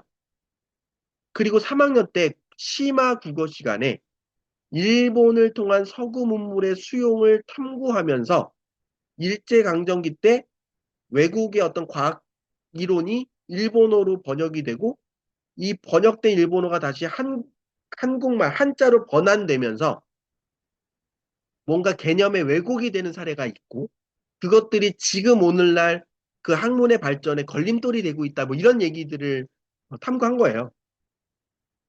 그러니까 대학 관점에서 봤을 때 1학년, 2학년, 3학년 동안 꾸준하게 역사 관련 성적도 잘 받았을 뿐만 아니라 일제강점기 때 있었던 어떤 이슈가 오늘날 대한민국 발전에 어떤 영향을 주고 있는지를 꾸준하게 탐구했던 일관성이 보이잖아요. 그러니까 아까 입체적으로 보라 그랬잖아요. 그래서 학년이 올라갈수록 그리고 국영수사가 수업과 혹은 창체 활동을 통해서 자기가 관심 있던 활동을 꾸준하게 이어나오면서 자신만의 스토리, 깊이, 굵기를 만든 학생, 우리 뽑았다. 이런 얘기를 하는 거죠. 자, 환경공학부에 합격한 학생인데 이 친구 보면 생명과학 시간에 음, 어, 여기에 관심이 있는 학생으로 해양 오염에 흥미를 보였어요. 그래서 동물들에게 큰 피해를 주고 있는 초미세 플라스틱의 심각성에 대해서 탐구 활동을 했다고 적혀 있잖아요. 그러면서 2학년 때 진로 활동 시간에 버섯의 미세 플라스틱 분해와 관련된 연구를 실험을 직접 합니다. 그러니까 초미세 플라스틱이 문제야. 그럼 이 문제를 버섯의 균사체가 초미세 플라스틱을 분해할 수 있는 건 아닐까라는 실험을 하는 거예요. 자, 그런 다음에 3학년 때 동아리 시간에 이 미세 플라스틱을 어떻게 해결할지 고민이잖아요. 그래서 얘가 그 환경에 영향을 주지 않는 이 친환경 플라스틱을 스스로 만들려고 합니다. 그래서 플라스틱 제작이라고 하는 탐구 주제를 설계해서 실제로 전문가 글리세린으로 플라스틱을 만들어 보려고 하고 근데 실제로 실패했다고 써 있어요. 그런데 이런 도전의 과정 속에 자신의 깊이를 드러내는 노력하는 거죠. 그래서 아까 임진택 사정관 얘기했잖아요. 교과 세특에서도 다양한 것들이 보이지만 창체 활동에서 심화 탐구의 깊이가 더 잘 드러난다. 그러니까 수업에서 흥미를 보이고 그 흥미를 진로 활동과 동아리 활동에서 더 깊이를 드러내는 거죠. 자, 요런 식의 스토리를 학생부에 담아 놓을 때 학생부를 입체적으로 분석하다 보면 그 아이의 깊이가 보인다. 자, 그리고 제가 그 초반에 말씀드렸는데 저희 투모라이즈에서 탐구의 지혜라고 하는 탐구 보고서 교육 콘텐츠를 개발해서 3년 전부터 학원에 공급하면서 이제 원장님들과 이런 것들을 연습하고 있었거든요. 근데 3년 전에 저희가 이런 것들을 진행을 했으니까 그런 도움을 받았던 애들이 지금 올해 대학 합격자들이 좀 나오고 있거든요. 그래서 그런 원장님들과 모여서 지금 책을 출판을 하고 있어요.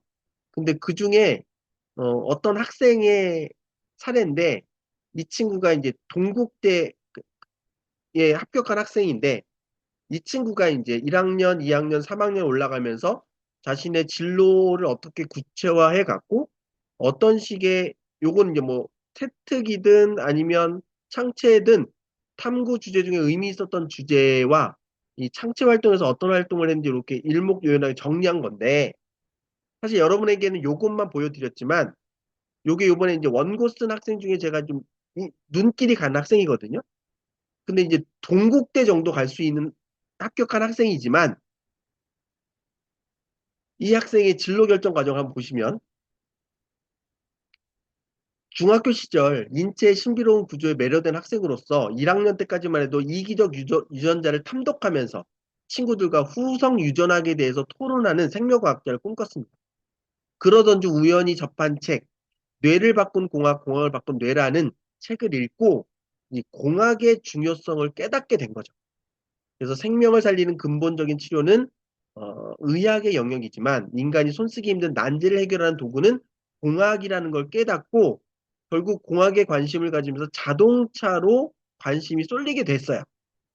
자, 그러면서 2학년이 되면서 자동차와 관련된 공학에 대한 고민을 하다가 허스키 렌즈와 마이크로비트를 활용한 거리 유지 소형 자율주행차 제작을 도전했습니다. 되게 어려워 보이지만 이거 학교에서 애들 많이 하는 겁니다. 그래서 센서를 갖고 자율주행차가 다니면서 어떤 사물을 인식해서 멈추기도 하고 가기도 하고 뭐 이런 것들을 하는 거예요. 그런데 하라는 대로 하니까 잘 되는 거죠. 그런데 이 친구가 뒤에서 보면 뭔가 이제 문제를 발견합니다. 문제를 발견해서 그 문제를 해결하기 위해서 추가 탐구를 해요. 그래서 끈질긴 탐구 끝에 가우시안 필터링 기법을 적용한 노이즈를 흡기로 줄이는 데 성공을 해서 그 활동을 하면서 이제 한 단계 점프업을 한 거죠.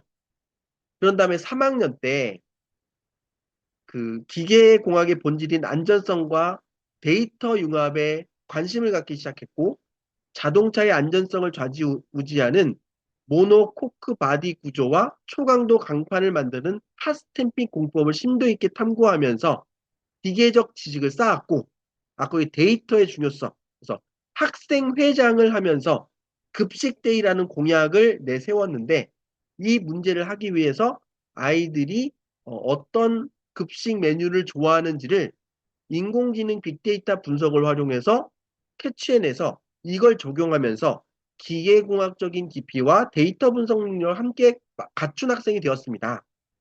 그래서 자신은 하드웨어, 기계공학의 하드웨어와 유효한 소프트웨어를 융합하는 그런 진로를 확정하게 되었습니다. 라고 얘기합니다. 자, 그러면서 이제 하나하나의 활동을 보여주는데요. 그러니까 똑같은 활동을 하더라도 어떻게 다르게 할 수 있는가를 이 친구를 보면 제가 많이 느꼈어요. 뭐냐면 고등학교 교과 중 얘가 이제 공대를 갈 거잖아요. 그러니까 물리가 되게 중요하다는 거 알았어요. 그런데 통합과학 시간에 단순히 암기했던 자연 현상들이 물리라는 언어를 통해서 수학적으로 증명되는 과정이 큰 희열을 주었어요. 그런데 좀 아쉬웠던 건 뭐냐면 교과서 속의 물리는 공기 저항도 마찰도 없는 너무나 매끄럽고 완벽한 닫힌 개여서 이론과 실제는 다르지 않아? 이런 생각을 하게 되는 거죠. 특히 마찰력에 대해서 배우면서 아쉬움이 너무 컸어요. 왜냐하면 자동차와 로봇은 마찰 때문에 움직이기 때문에 매우 중요한 개념이었거든요. 그래서 이 불완전한 현실에 대해서 궁금증이 생겨서 2학년 과학탐구 동아리 활동에서 마찰의 특성을 파헤치는 마찰계수 측정 실험을 하기로 했어요.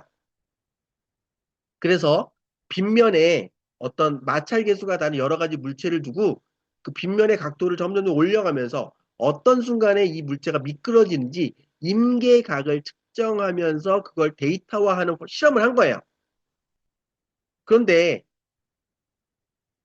뭔가 계속 실험을 반복하다 보니까 사포, 사포를 부착한 물체에서 오차 범위라고 하기에는 너무 큰 데이터 흔들림이 감지됐어요.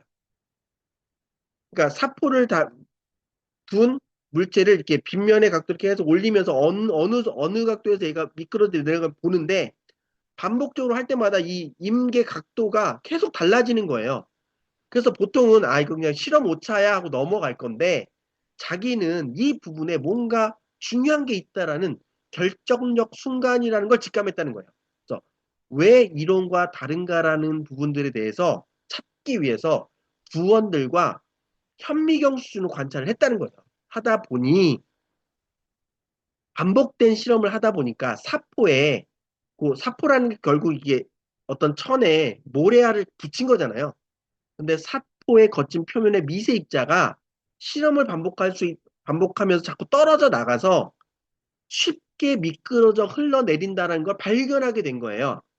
그래서 상수로 두었던 마찰 계수가 실제로는 변수였다는 것을 발견하게 됐고, 이 내용을 다시 탐구의 영역으로 둬서 반복적 하중이 도면 마모도와 마찰력 변화에 미치는 영향이라는 새로운 결과로 발전시켰습니다라고 하는 거죠. 자, 그러니까 이런 내용이 이 학생의 깊이와 사고력이 다른 걸 보여주는 활동이라는 거죠. 그러니까 제가 아까 솔직히 말씀드리면서 이 친구가 동국대 정도 갈 수 있는 학생이지만 이렇게 얘기했던 이유가 뭐냐면, 지금은 자기소개서가 없잖아요. 그러니까 이 친구가 이 활동을 하면서 얼마나 고민하고 어떤 것들을 느끼고 깨달았는지 학생부에 제대로 담겨 있지 않으면 성적으로 큰 점프업이 잘 안 돼요. 그래서 대학도 자기소개서를 부활하자 얘기가 많이 나오고 있는데, 그 뭐 현실적으로 될지 안 될지 모르겠지만, 자, 이런 내용들의 학생의 이야기를 들으면 우리가 인사이트를 얻을 수 있습니다. 아, 똑같은 활동이지만 그 활동을 어떻게 접근하고 어떻게 해석하느냐에 따라서 굉장한 깊이의 차이가 드러나는구나. 만약에 이 학생이 면접에서 이런 것들을 드러낼 수 있었다면 훨씬 좋은 학교를 갈 수도 있었겠죠. 그런데 좀 상위권 대학에서는 면접을 안 보는 대학도 많잖아요. 그러니까 지금은 안타깝긴 하지만 결과적으로 이러한 학생들을 찾으려는 노력이 대학에서 계속 이루어지다 보면 진짜 이런 깊이를 갖고 있는 학생들이 더 좋은 학교를 가는 구조로 바뀐다. 자, 이 학생이 또 다른 얘기를 보면, 아까 자율주행차를 하면서 뭔가 이제 문제가 발생했다고 그랬잖아요. 이게 뭐냐면 자율주행차를 만들라는 대로 만들면 다 돼요. 똑같이 하니까. 그런데 이 학생은 교실같이 통제된 환경에서는 이게 잘 되는데 과연 뭔가 악조건 속에서 이게 작동될까? 그래서 스스로 빌런이 되기로 결심해요. 그래서 잘 작동하던 상황에서 교실에 불을 끄고 작동시켜요. 그랬더니 얘가 제대로 돌아가지가 않아요. 그러면 이 불이 꺼진 상태, 어두운 밤길을 자율주행자가 잘 가기 위해서 내가 뭘 해야 되지를 더 도전하는 거예요. 그러면서 이 문제를 해결하기 위해서 어떻게 카메라의 노이즈를 제거할지에 대해서 탐구를 해보고, 그러면서 책을 읽어보고, 그 책을 통해서 공간 필터링 기술이 있다는 걸 알아요. 그래서 이 공간 필터링의 원리를 또 공부합니다. 그래서 그 원리를 배웠더니 확률과 통계 시간에 배웠던 정규 분포와 맞닿아 있다. 그래서 가우시안 필터는 정규 분포 곡선처럼 중앙값에 높은 가중치를 두고 나머지 사이드의 노이즈의 가중치를 떨어뜨려서 가장 중요한 것을 집중하면서 노이즈를 줄여나가는 형태의 기법을 적용하는 공간 필터링 기술이라는 걸 알아요. 그런데 얘는 고등학생이잖아요. 그러니까 이론적인 개념을 이해는 하지만 그걸 적용해서 코딩으로 완성하는 데는 한계에 부딪혔어요. 하지만 이런 과정을 통해서 공학도가 어떤 고민을 해야 되고 어디까지 검토를 해야 되는지에 대한 경험치를 쌓았어요. 다르잖아요. 자, 그리고 이 친구는 이런 노력을 계속합니다. 그러니까 미세먼지 측정 장치 많은 애들이 만들거든요. 그래서 아두이노로 이렇게 적외선 센서를 둬서 이 적외선이 반사되는 양을 보고 미세먼지가 많다 적다를 수치로 보여주는 그런 것들 많이 해요. 근데 이 학생은 그거를 설치를 해보니까 똑같은 날인데 설치 장소에 따라서 미세먼지 농도가 너무 달라지는 거예요. 왜 이렇게 달라질까를 고민해 보니까 공기의 흐름에 따라서 똑같은 날이지만 미세먼지 측정에 오류가 많아요. 그래서 최적의 장소가 어딘지를 고민해 보고, 그래서 애들이 들어오는 현관 앞에 이걸 설치하면 일정한 바깥의 공기가 안쪽으로도 순환되고 벽으로 막혀 있어서 일정한 어떤 측정치를 보여줄 수 있다는 걸 깨닫고 거기에 설치하고, 얘가 학생회장이 했다 그랬잖아요. 그래서 그걸 설치하니까 애들이 그 수치를 보고 마스크를 쓰는 모습을 보면서 아, 학생들의 생활을 내가 변화를 주는데 기여했다. 이런 걸 느꼈다는 얘기를 써요. 그러니까 역량이라고 하는 게 학생들의 활동의 디테일을 보면 나온다. 그리고 이런 것들이 여러 활동에 누적돼서 하다 보면 대학도 느낄 수 있고 이런 깊이를 갖고 있는 학생을 찾기 위해서 면접이 점점 더 강화되는 그런 구조로 바뀌어 나갈 것이다. 또 한 학생, 이 학생은요, 국민대학교 교육학과에 간 학생인데, 이 친구는 경인교대도 붙었거든요. 근데 경인교대를 포기하고 국민대 교육학과를 가요. 그런데 이 학생의 과정을 보면 되게 드라마 같습니다. 그러니까 이 친구는 아주 어릴 때부터 학교 선생님을 참 좋아했던 것 같습니다. 낯선 사람을 두려워했던 나에게 초등학교 입학은 굉장한 위기였는데 자기를 따뜻하게 보듬어주던 선생님의 그 어떤 기억이 있어서 선생님 같은 어른이 되고 싶다는 그 생각 때문에 선생님이 되려고 꿈을 정했어요. 그리고 중학교 때까지 그 꿈을 이뤄 너무 잘 살았던 거예요. 그런데 문제가 뭐냐면 고등학교 때 첫 번째 시험을 보면서 난생 처음 받아보는 3등급이라는 성적을 받게 돼요. 그래서 이 친구는 중학교 때까지 이런 경험이 없어 완전히 낙담을 합니다. 그래서 너무나 불안한 첫 1년을 보내던 중 아주 평범한 하루였는데 평소와 다름없이 버스를 타고 학원으로 이동을 하는 과정에서 늘 버스만 타면 눈을 감는 자기였지만 그날따라 잠이 오지 않아 멍하니 창밖을 바라보고 있었는데 자신의 눈에 햇빛에 다 잔잔히 부서지는 바다가 들어왔고 1분도 지나지 않은 찰나에 삶의 의미와 나를 찾는 순간을 경험했어요. 그래서 첫 번째 중간고사에서 성적이 떨어진 것 때문에 나라는 존재감이 너무 무너졌는데 공부를 잘하는 나만이 곧 나의 전부였던 그 한산조각 난 그 순간에서 일어나서 내가 공부를 잘하지 못하더라도 창밖에 반짝이는 바다는 여전히 내 눈에 들어오고 창문 사이로 들어오는 스며드는 바람을 느낄 수 있다는 것을 깨닫는 순간 나의 가치를 성적으로 증명하지 않아도 그저 나는 나로만 살아가면 된다는 것을 깨닫게 됐다라는 얘기를 해요. 그러면서 마음의 힘이라는 것들을 키울 수 있었고 그리고 그런 힘을 길러주는 선생님이라는 교육자라는 방향성에 확신을 가져요. 그런데 교육자라는 넓은 목표를 갖고 있었지만 이게 어떤 교육자인지는 잘 몰랐다고 해요. 그래서 초등교육과에 합격을 했지만 여러 가지 고민 끝에 학교 교실에서 아이들을 가리키는 교육자보다 교육 정책을 통해서 우리나라 교육의 방향을 바꾸는 그런 데 기여하는 학생이 되고 싶어서 국민대 교육학과를 선택했다고 합니다. 자, 그러면서 이 친구가 초등학교 교육봉사를 해보거든요. 그래서 동아리 활동을 하면서 초등학교에 가서 아이들을 지도해주는 활동을 하는데 리더로서 이런저런 여러 가지 활동을 합니다. 그런데 이 경험을 통해서 내가 교사로서 자질이 있는가에 대한 고민을 하던 시기였대요. 그러니까 작년에 특히 재작년 작년에 교권이 무너진 것 때문에 이슈가 많았잖아요. 그것 때문에 고민이 많았던 거예요. 그래서 교사의 역할과 교육의 의미 전반에 대한 회의가 이어졌고 그 과정의 진로에 대한 혼란이 지속되는 시기였지만 교육 봉사를 통해서 아이들의 순수한 마음을 있는 그대로 마주하는 경험을 하게 되었고 이는 회의감에서 비롯되는 부정적 생각, 감정에 가려졌던 진로 방향에 대한 객관적인 시선을 갖추는 출발점이 되는 계기였습니다. 그리고 이게 자율활동인데요. 이 교육 평등에 대해서 얘기하면서 지역에 있는 얘가 통영애거든요.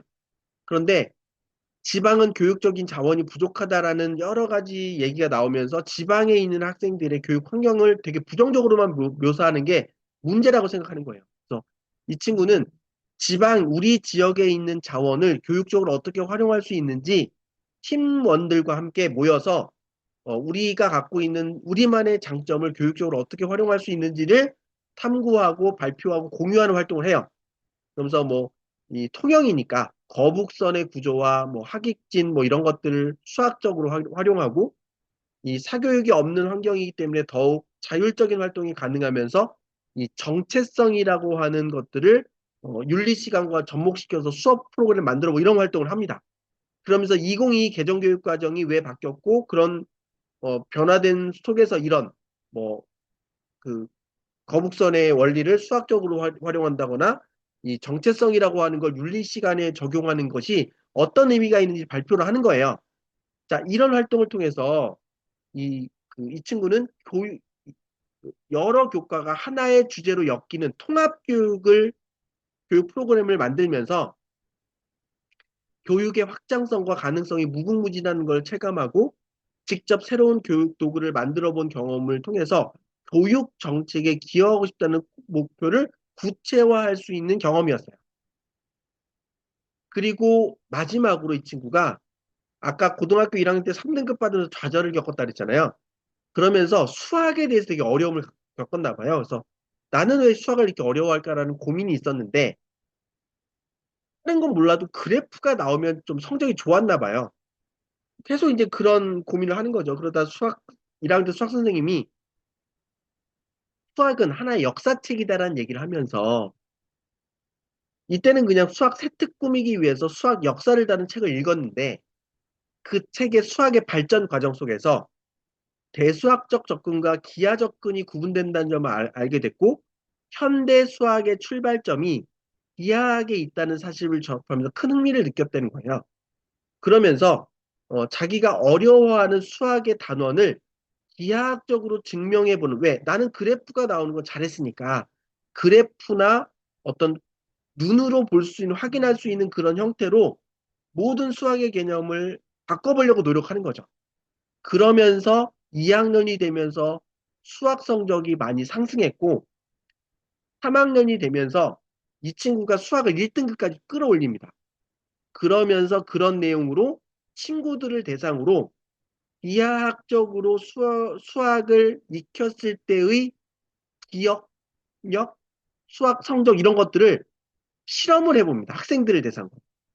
그래서 그 연구 대상을 모으고 조사해보고 결과를 정리해서 분석하는 과정을 하면서 이 교육학을 연구한다는 게 무엇인지를 깨닫게 되는 거예요. 그래서 3년에 걸쳐 순차적으로 기하학을 수학에 어떻게 적용하게 될지 스스로 노력해서 스스로 검증하고 그걸 3학년의 친구들에게 적용하면서 실험으로까지 확인한 이 과정을 통해서 교육법에 대한 연구, 개발 이런 것들에 대해서 관심을 드러내면서 아까 말씀드린 것처럼 초등교육과도 붙었지만 경인교대 초등교육과도 붙었지만 자기는 이 교육학을 연구하기 위한 국민대를 선택했다. 그러니까 이런 이야기를 열 몇 개를 계속 읽으면서 이제 새로운 교육 과정에서 지향하는 그런 아이들은 어떤 모습인지를 저 스스로 정리하게 되는 시간이었거든요. 그래서 제가 여러분께 말씀드리고 싶었던 오늘 큰 그림을 보면 일단 현재의 문제, 그러니까 기존 교육 방식에 익숙했던 선생님들이 교실 수업을 바꾸려고 하지만 여기서 나오는 이상과 현실의 문제가 있어요. 그래서 이 문제를 어떻게 바꿔야 하는지 고민이 있습니다. 그럼에도 불구하고 대학은 이런 학교 수업에서의 변화, 그리고 그 안에서 자신을 찾아가는 노력을 선발하기 위한 전형으로 바꿔가고 있어요. 특히 현재 고등학교 2학년 아이들부터는 정시에서도 이런 변화된 교육 과정을 잘 따라서 자신의 깊이를 만든 아이들을 찾아가기 위해서 학생부를 들여다보려고 하고 있습니다. 그래서 내가 원하는 전공에 필요한 과목을 선택하고 그 과목에서 성적을 잘 유지함과 동시에 그 과정을 통해서 내가 관심 있는 분야의 전문가가 되기 위해서 성장하는 노력, 과정들을 탐구 활동으로 남겨놔야 돼요. 그리고 그런 자신만의 스토리를 대학이 캐치할 수 있도록 학생부를 구조화해야 되는 겁니다. 그것을 위한 학교의 노력, 학생의 노력이 필요한 거고요. 이런 노력이 현재 중학교 1학년 애들이 대학을 가는 시기에는 더욱더 심화된 형태로 바뀌어갈 거다. 그리고 극단적으로는 수능도 절대평가, 내신도 절대평가, 학생의 포트폴리오 결과물들이 다 DB로 구조화가 되고 대학이 지원하는 학생의 포트폴리오를 들여다보는 것까지도 논의되고 있다. 그래서 역으로 지금 중요한 게 뭐다?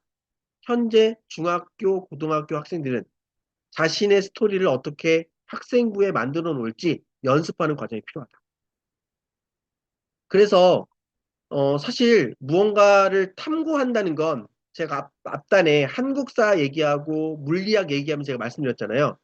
내가 관심 있는 주제를 탐구하기 위해서, 이해하기 위해서 여러 개 관련된 자료를 읽고 그 지식을 내 것으로 만들고 다양한 자료를 비교 분석 정리하면서 새로운 아이디어를 만들어내고 그리고 그러한 능력을 활용해서 눈앞의 문제를 해결하기 위해 도전하고 그 도전 과정에서 다른 사람들과 많이 의사소통해보고 그것들을 적용해서 그 문제를 해결하는 능력 그리고 그런 것들을 가장 드러나게 하는 게 뭐다? 탐구활동이다.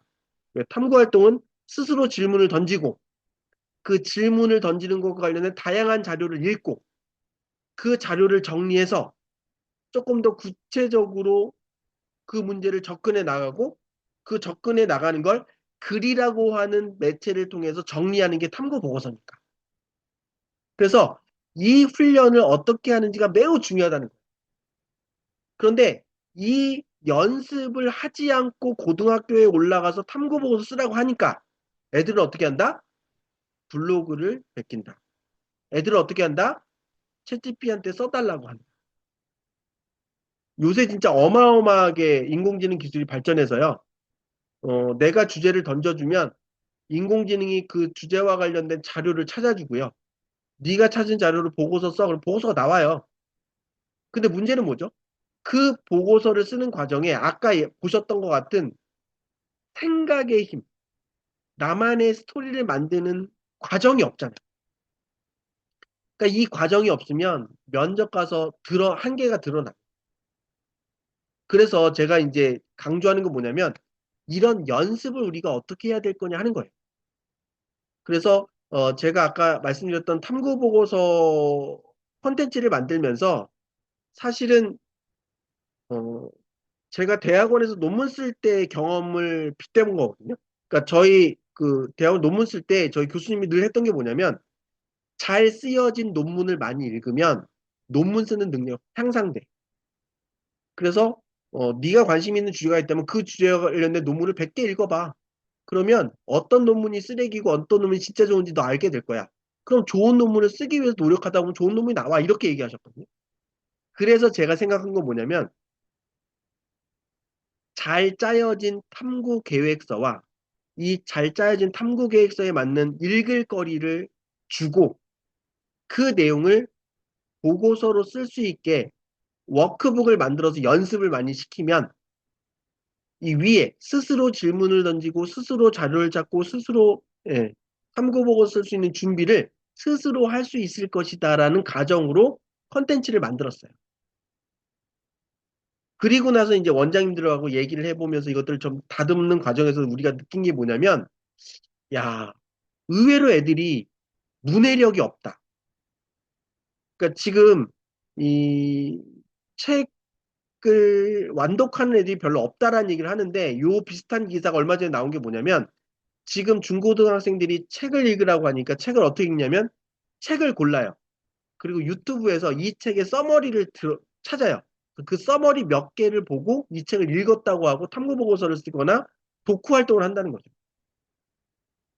그래서 아이들이 신문 기사 하나 읽고 그 내용을 자기 손으로 정리하는 걸 못해요. 근데 점점 이런 탐구 활동이나 이런 것들이 중요해지잖아요. 그것도 이제 과제가 아니고 학교에서 해야 되는 거잖아요. 그러니까 이제 부모님들이 탐구력 학원을 보내기 시작한다는 뉴스가 나오고 있어요. 그래서 지금 많은 학원 원장님들이 이런 걸 빨리 캐치하기 위해서 이 초중등 대상으로 그 독서 지도하는 학원들이 많이 늘어났죠. 그래서 뭐 이제 독서 논술 학원도 많아졌고, 자 그리고 이런 문제를 해결하기 위해서 고등부에서 그 인공지능을 활용한 뭐 탐구 보고서 쓰는 뭐 프로그램을 활용하기도 하고, 솔직히 말씀드리면 요새 그런 프로그램 없이도 할 수 있잖아요. 뭐 노트북 LM이란 그 인공지능 프로그램을 쓸 수도 있고요. 아니면 그냥 챗GPT를 써도 돼요. 그러니까 주제도 찾아주고 주제와 관련된 자료도 찾아주고 네가 찾은 자료 가지고 보고서 쓰라고 하면 엄청 잘 씁니다. 그리고 난 걔가 썼던 보고서 읽고 한 척하면 되는 거니까요. 심지어 그걸로 PPT도 만들어 주잖아요. 근데 중요한 건 뭐죠? 그걸 곱씹어보고 읽고 생각하고 하는 그 과정의 경험이 필요한 거잖아요. 그러니까 그 과정으로 성장하고 또 다른 질문을 던지고 하는 건데 너무 이 인공지능의 도구에 너무 익숙해지다 보면 그런 생각하는 방법을 모른단 말이에요.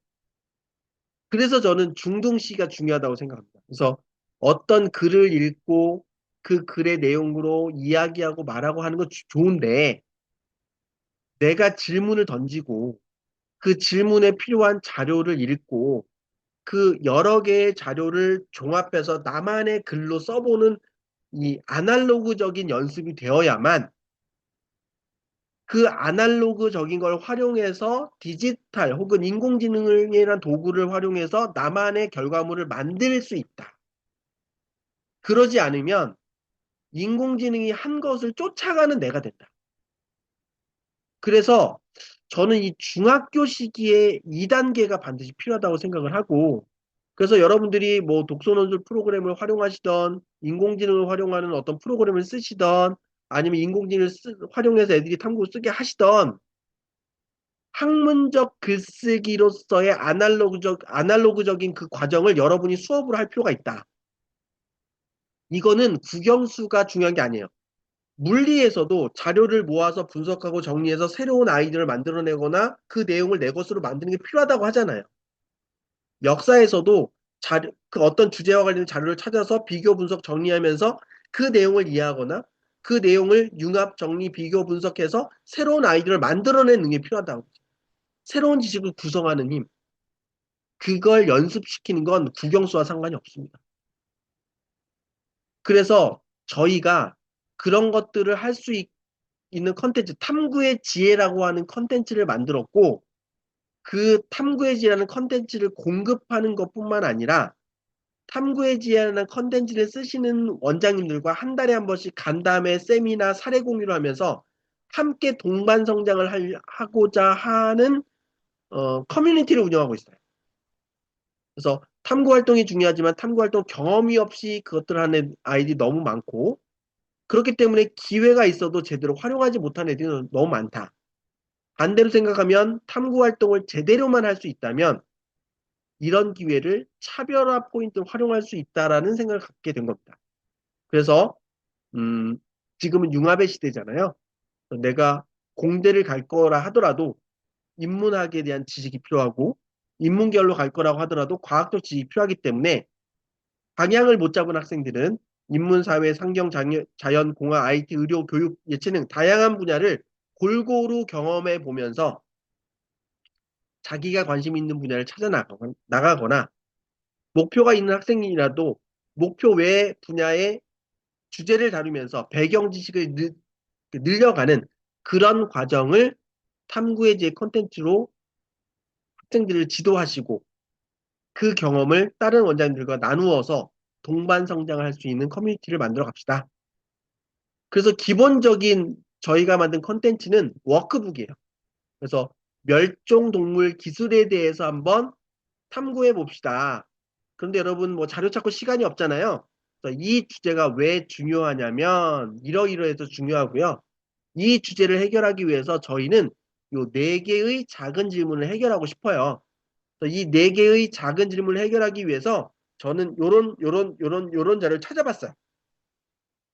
자, 그래서 첫 번째 자료 한번 읽어볼까요? 그래서 학생들이 QR코드 찍어서 스마트폰으로 넘겨보면서 이 기사를 읽고 요 밑에 요 다이어울프의 멸종이 어떻게 된 건지 정리해보고 다이어울프의 복원 과정은 어떻게 진행되는지 기사 내용을 정리해보고 다이어울프의 복원에 대한 평가, 사람들은 어떻게 평가하는지 정리해보는 거죠.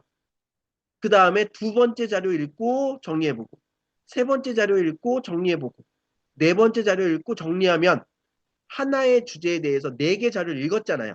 읽은 걸 내가 소화했잖아요. 그럼 이걸 모아서 탐구 보고서 양식에 맞춰서 새롭게 다시 재구성해 보는 거죠. 그래서 이런 활동을 일주일에 하나씩 주제를 다뤄보니 아이들이 금방 탐구하는 방법을 익히고 생각하는 힘이 커지고 아는 게 많아지니까 자랑하고 싶어지고 그래서 아이의 성장이 눈에 보이더라. 그래서 저희는 이런 워크북이 한 160개 주제의 워크북이 있고요. 이 별 하나는 초등학교 5학년, 6학년도 해볼 만한 주제입니다. 별 2개는 중학생 정도면 해볼 만한 주제입니다. 별 3개는 조금 상위권 학생들이 해볼 만한 주제입니다. 라고 해서 난이도에 따라서 다양한 영역에 따라서 워크북을 만들어서 활용하고 있어요. 그리고 저렇게 워크북만 쫓아가다 보면 너무 그 양식에 길들이잖아요. 그래서 초단계를 뛰어넘어가면 이제 양식 없이 어떤 주제에 대해서 탐구 자료만 주고 그 자료들을 스스로 읽고 탐구 보고서를 쓸 수 있는 컨텐츠가 있습니다. 그래서 그 컨텐츠는 이렇게 저희가 네이버 카페에 그 컨텐츠를 올려주면 학생이 관심 있는 주제를 찾으면 원장님이 이걸 PDF 파일로 변환해서 학생들한테 제공해서 학생들은 이제 요 자료만 갖고 탐구 보고서를 완성하는 연습을 또 합니다. 그리고 이런 주제는 양식 없이 어떤 주제에 대한 탐구 자료가 묶여 있는 주제가 거의 860개가 넘게 있어요. 그러니까 학생들이 기초 단계에서는 워크북 갖고 쫓아가면서 양식 쫓아가면서 탐구보고 쓰고 그 단계가 넘어가면 양식 없이 자료만 갖고 탐구보고 쓰는 연습을 하는 거예요. 자, 이런 연습을 하면서 이게 지난달에 사례 공유했던 원장님께서 저희한테 우리 학원은 이렇게 운영합니다 했던 건데 방학 때 특강으로 워크북을 갖고 탐구보고 쓰는 거 연습을 막 시킨 다음에 이제 학기가 시작되면 일주일에 한 번 정도 들어오는 거예요. 한 달에 4번 등원해서 원장님하고 2시간 또는 뭐 3시간 정도 앉아서 학생이 관심 있는 주제를 찾아서 아까 보셨던 그런 양식 없는 탐구 주제를 받아서 쓸 수도 있고 아니면 학생이 스스로 저 이거 해보고 싶어요 그러면 스스로 주제 정하고 자료 찾아서 탐구 보고 쓰고 자기 잘 모르겠는 거 원장님하고 첨삭 받고 그래서 탐구 보고서를 써보는 일주일에 하나씩 만들어 보는 그런 수업을 하면서 학생 한 명당 뭐 이 정도 비용을 받습니다. 이런 사례 공유를 했거든요. 그러니까 실제로 이런 수업을 하고 있다. 그리고 그런 수업을 하는 모습인데요. 요거는 충남 당진에 있는 원장님이신데 학생들이 워크북으로 이렇게 뭔가 주제를 탐구하고 있잖아요. 그럼 이렇게 탐구한 내용으로 이 원장님만의 아이디어인데 스케치북을 나눠주고 손으로 정리한 내용을 스케치북에 자기만의 방식으로 요약해서 그 내용을 발표시키는 거예요. 그러니까 친구들하고 공유하는 거죠. 그러면 이 공유할 때 친구들이 이 학생들한테 평가를 합니다. 그래서 그 평가 점수를 모아서 자신만의 포인트를 얻어가는 거죠. 자, 근데 이 원장님이 얘기해 주신 게 뭐냐면 이렇게 영상을 녹화해서 학부모님한테 보내드리면 학부모님이 되게 뿌듯해 하시고요. 매 수업할 때마다 학생들의 영상을 모아두면 처음에 했던 어색한 모습에서 지금 한 모습은 굉장히 성장한 걸 스스로 느낀대요. 그러니까 성장의 포트폴리오 결과물들을 학원에서 관리해 주는 거죠. 자, 그리고 이 학생은 전주에 있는 학원에서 했던 사례인데 방학 동안 학생들하고 탐구보고서 수업을 이렇게 팀을 만들어서 했던 거예요. 근데 하고 나서 개학을 했는데 학교에서 이 청소년 과학페어 예선을 학교에서 한 거예요. 학교에서 뽑히면 이제 좀 학교 밖 대회 나가서 거기서 예선 넘어오는 본선 가는데 학생이 탐구 보고서 몇 개를 해본 연습을 하고 스스로 부모님 도움도 안 받고 학원 도움도 안 받고 이 과학 페어와 관련된 탐구 보고서를 써서 결과를 보드로 만들어서 이 보드도 애가 인공지능 프로그램 써서 만든 거래요. 그래서 학교에 제출했더니 학교에서 뽑힌 거예요. 그래서 이 원장님이 도대회 예선 나갑니다. 그리고 저희 이제 단톡방에 자랑을 하신 거예요. 근데 그 뒤 얼마에 저희 예선 얘 혼자 통과해서 본선 올라갔어요. 이런 얘기가 나오는 거예요. 아이들은 하면 늘어요. 늘면 엄청난 시너지가 나와요. 그리고 요게 지금 그 중학교 1학년 학생인데 중학생들만 쓰는 게 아니라 아까 말씀드렸던 그 이 당진학원 원장님이신데요. 그러니까 뭐 중등도 있고 고등도 있으실 거잖아요. 근데 이제 오랫동안 봐왔던 친구가 고3인데 수의학과를 가고 싶은데 탐구 주제가 필요하다. 근데 아까 저희가 뭐 860개 정도 있다 그랬잖아요. 거기에서 수의학으로 검색을 해보니까 쓸만한 주제들이 이렇게 많이 있는 거예요. 그래서 원장님한테 원장님 이런 주제들이 있는데 뭐 다 한번 검색해 보시면 어때요? 그랬더니 이 원장님이 탐구의 이제 카페에서 검색할 생각 못 하셨던 거예요. 그래서 이거 갖고 아이한테 막 지도해 주신 거죠. 그리고 나서 작년에 한번 여쭤봤어요. 얘 대학 갔어요? 그랬더니 수의학과 다닌다고. 플랜카드 걸었다고. 네. 자, 그러니까 뭔가 우리가 관심만 있으면 도와줄 수 있어요. 근데 그 관심을 무료로 도와주긴 좀 그렇잖아요. 그러니까 이걸 어떻게 하면 유료화 시킬 건가에 대한 고민을 할 때 수업의 형태로 가능한 것이 있고 이 수업 단계를 넘어가면 이렇게 컨설팅으로 활용할 수도 있잖아요. 그리고 요거는 이제 제주시에 계신 우리 원장님이신데 사례 공유를 저희가 매달 한다고 했잖아요. 작년 7월인가 8월 달에 이 원장님은 저희 단톡방에서 막 이렇게 소통을 많이 하시는 스타일의 원장님이 아니셨거든요. 근데 사례 발표를 하실 때 영어 학원이셨는데 어, 탐구 보고서 수업 시작한 지 5개월 만에 일기도 못 쓰던 아이가 이 제주시에서 열린 존 로크 이게 원래 국제 대회예요. 국제 에세이 대회인데 그 에세이 대회에서 참가해가지고 제주특별시 자치도 의장상을 받은 거예요. 그래서 네 명이 출전해서 네 명 다, 네 명이 출전했고, 그 중에 이제 얘가 큰 상을 받았는데, 원장님 연말에 블로그를 보니까 방학 시작하기 전에, 존 로크 대회에 출전한 8명이 모두, 이렇게 숏 리스트라고 해서, 그러니까 약간 입상하는 뭐 그런 느낌인가 봐요. 했다는 거예요. 그래서 저희 너무 놀라가지고 원장님께 연락드렸더니, 탐구 보고서 수업을 통해서 아이들이 탐구력이 되게 많이 늘어났는데, 그 늘어나다 보니까 그냥 저희가 워크북만 갖고 하기보다는 스스로 애들이 탐구 보고 쓸 수 있도록 기회를 주고, 그 기회에 선생님들도 같이 공부하면서 막 뭘 했더니 아이들이 엄청나게 성장을 했고, 또 인공지능 도움을 받으면 뭐 영어 문장도 막 이렇게 교정도 쉽게 받을 수 있어서 아이들하고 토요일 날 6시간 탐구 수업을 하는 게 이제 학원의 문화가 됐대요. 그래서 모든 학생, 우리 학원을 다니는 모든 학생은 토요일 날 오전에 와서 6시간 동안 머물면서 자기만의 주제를 탐구보고서 쓰는 활동을 하게 됐고, 그러면서 학원의 문화도 바뀌었고, 학생의 수준도 계속 올라가고, 이게 되니까 이제 국어, 영어, 사회, 뭐 이런 이 수학을 뺀 나머지 성적들도 많이 올라간다는 거예요. 그래서 학원도 되게 굉장히 그 점법이 됐다라는 얘기를 하시는 거죠. 그래서 이번 3월 달에 저희 제주도 가서 그 학원 탐방하거든요. 그러니까 이런 변화들이 만들어지더라. 그래서 지금 현재 전국에서 68개 학원에서 저희 탐구의 지혜를 활용해서 아이들하고 수업을 진행을 하고 계시고요. 이 학원이 모두 그 정기적인 수업을 하시는 건 아니고요. 일부 학원은 방학 때 특강으로 활용하시는 분도 있고, 어떤 분은 컨설팅을 할 때 활용하시는 분도 있고, 어떤 분들은 아까 보신 것처럼 수업 형태로 진행하시는 분들도 계십니다. 그래서 학원의 상황에 맞게 탐구 보고서로 아이들과 수업을 하고 계시고 그 수업의 결과물들이 차곡차곡 쌓이면서 그리고 그런 사례를 공유하면서 학원도 같이 성장을 하고 있고 저는 이런 문화가 앞으로 변화하는 교육 정책에 부합하는 활동이라고 생각하고 방향성이라고 생각하거든요.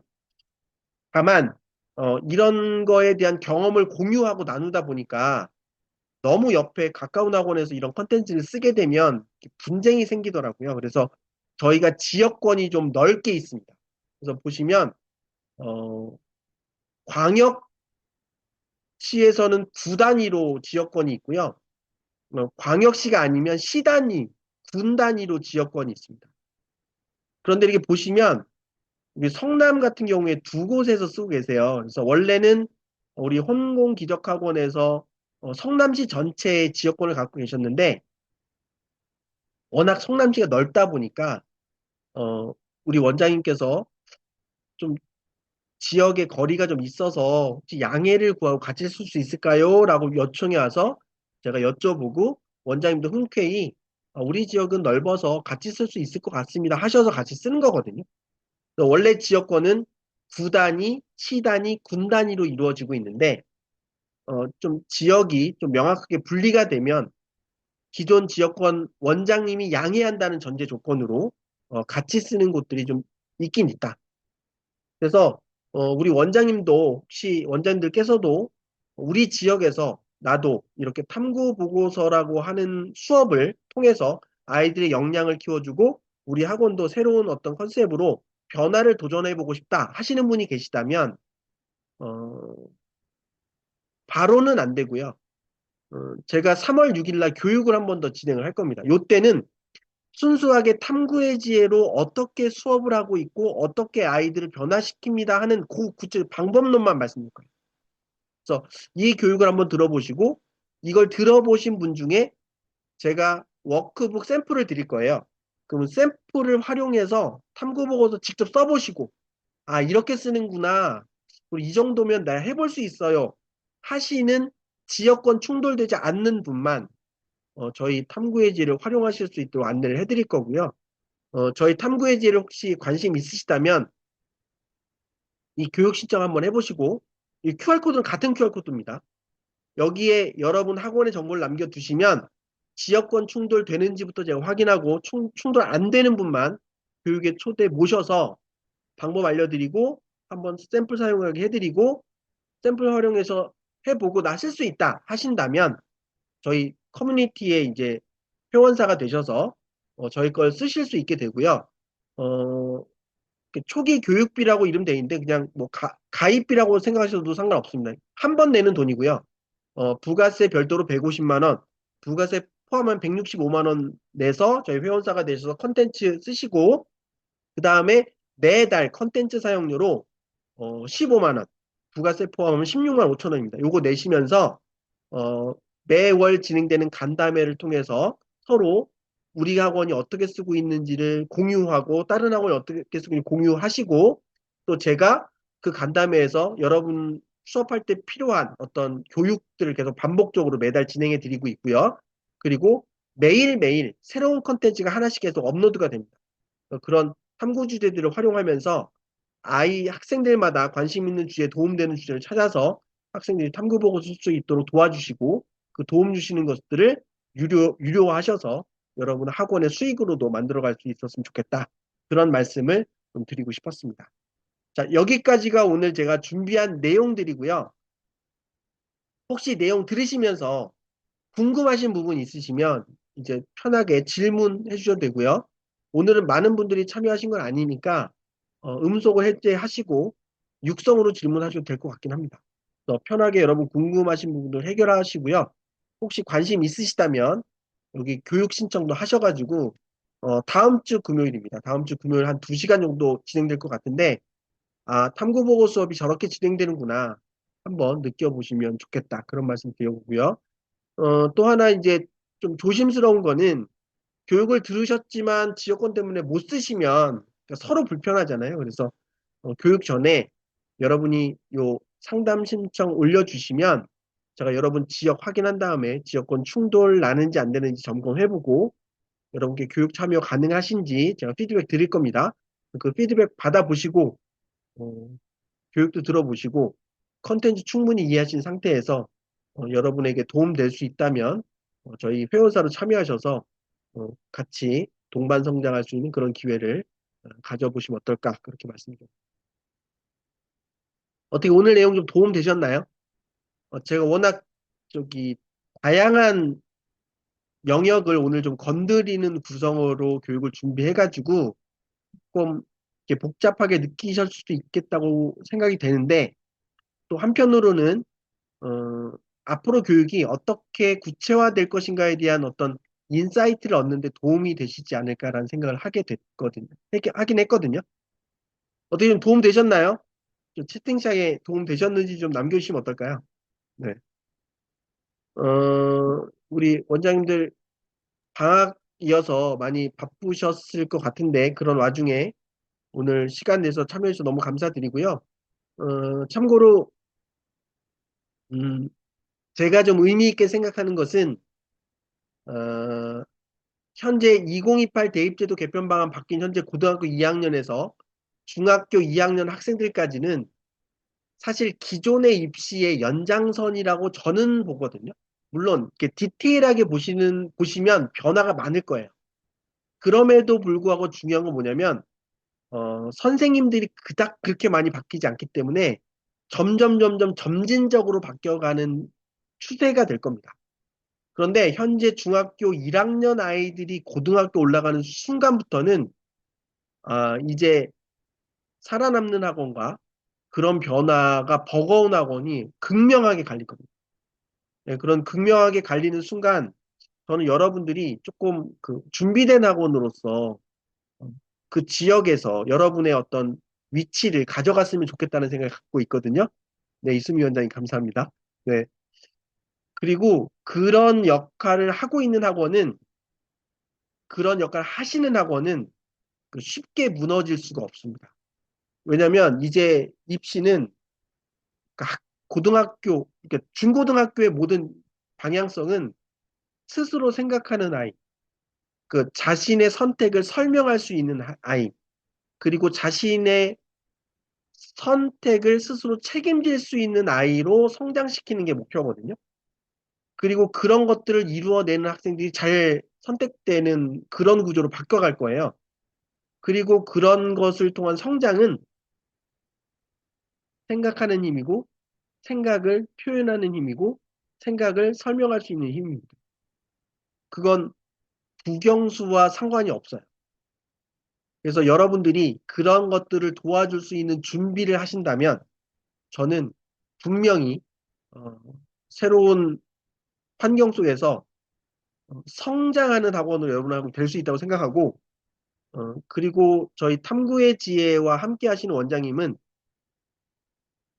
저희 회원사 모두가 여러분의 성공을 위해서 함께 고민하는 커뮤니티가 될 거거든요. 그래서 지금도 그렇게 발전해 왔고 발전해 갈 겁니다. 그래서 원장님들도 고민해 보시고 이번 교육의 내용과 더불어서 조금 더 한 발 더 나아가는 그런 기회를 가져보시길 권해봅니다.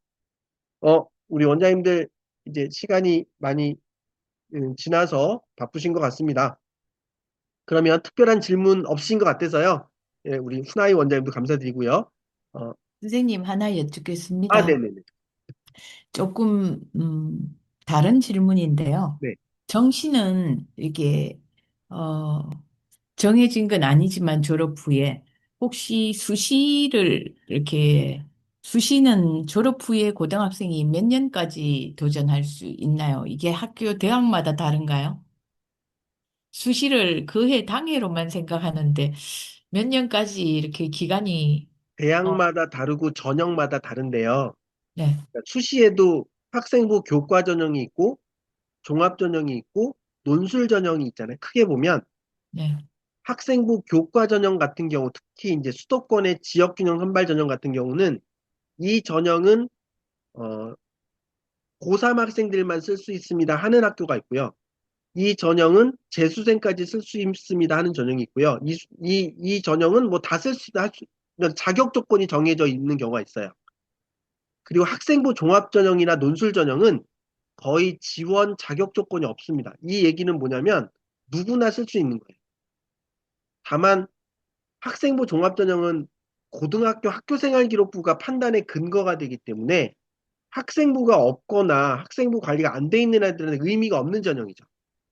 그래서 뭐 삼수, 사수, N수생들이 많이 쓰는 전형은 보통 논술 위주 전형을 많이 씁니다.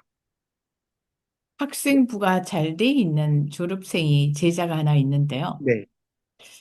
특목고를 나왔는데 외고를요. 이거를 몇 년까지 쓸 수 있는가 다시 그 진로를 고민하길래 에, 학생부 나이는 꽤 종합 전형을 되면 활용하는 거라면 뭐 크게 지원하는 데는 문제가 없을 건데 네, 학생부 종합전형은 고등학교 때 내신 성적과 고등학교 때 학생부로 평가받는 거잖아요. 네, 그러니까 재수생으로서 삼수생으로서 바꿀 수 있는 게 별로 없잖아요. 네. 그러니까 이제 뭐랄까 도전할 수 있으나 합격의 가능성이 높다고는 얘기할 수가 없는 거죠. 얘가 스카이를 합격을 했는데 다른 학교를 갔거든요. 뜻이 있어갖고. 근데 그게 안 맞아서 진로를 다시 바꾸려고 할 때에 지금 정시를 치기는 너무 힘들고 나이가 꽤 돼갖고요. 그래서 학생부 종합전형으로 수시로 다시 가고 싶어 하는데 이런 경우가 가능한가 싶어서 그래. 근데 그거는 저한테 물어보시기보다 네. 어, 희망하는 대학의 입학처에 전화해서 아, 물어보시면 훨씬 도움되실 겁니다. 네. 감사합니다. 네, 감사합니다. 네, 그러시면 오늘 교육은 여기서 마무리 해보도록 하고요. 오늘 영상은 제가 다운받아서 유튜브에 올린 다음에 사전에 뭐 공유 드린다라는 말씀은 없었지만 공유 드려서 조금 더 많은 분들이 이 내용 확인할 수 있도록 해보도록 하겠습니다. 긴 시간 오늘 교육 참여해주셔서 너무 감사드리고요. 혹시 궁금하신 부분 있으시면 저희 임정빈처럼이라는 오픈 채팅방 있잖아요. 거기에서 질문 남겨주시면 제가 답변 드릴 수 있도록 하겠고요. 자료도 그 오픈 채팅방에 자료 올라가 있거든요. 그래서 한번 단톡방 확인해 보시면 음, 확인이 가능할 수 있지 않을까 싶습니다. 네, 그러면 긴 시간 참여해주신 원장님 너무 감사드리고요. 어, 이제 드디어 방학이 끝나갑니다. 원장님들 컨디션 관리 잘 하시고 신학기 준비도 잘 하셔서 멋진 모습으로 3월 달 교육에서 또 뵙도록 하겠습니다. 그럼 이상으로 오늘 교육 마무리 짓겠습니다. 감사합니다.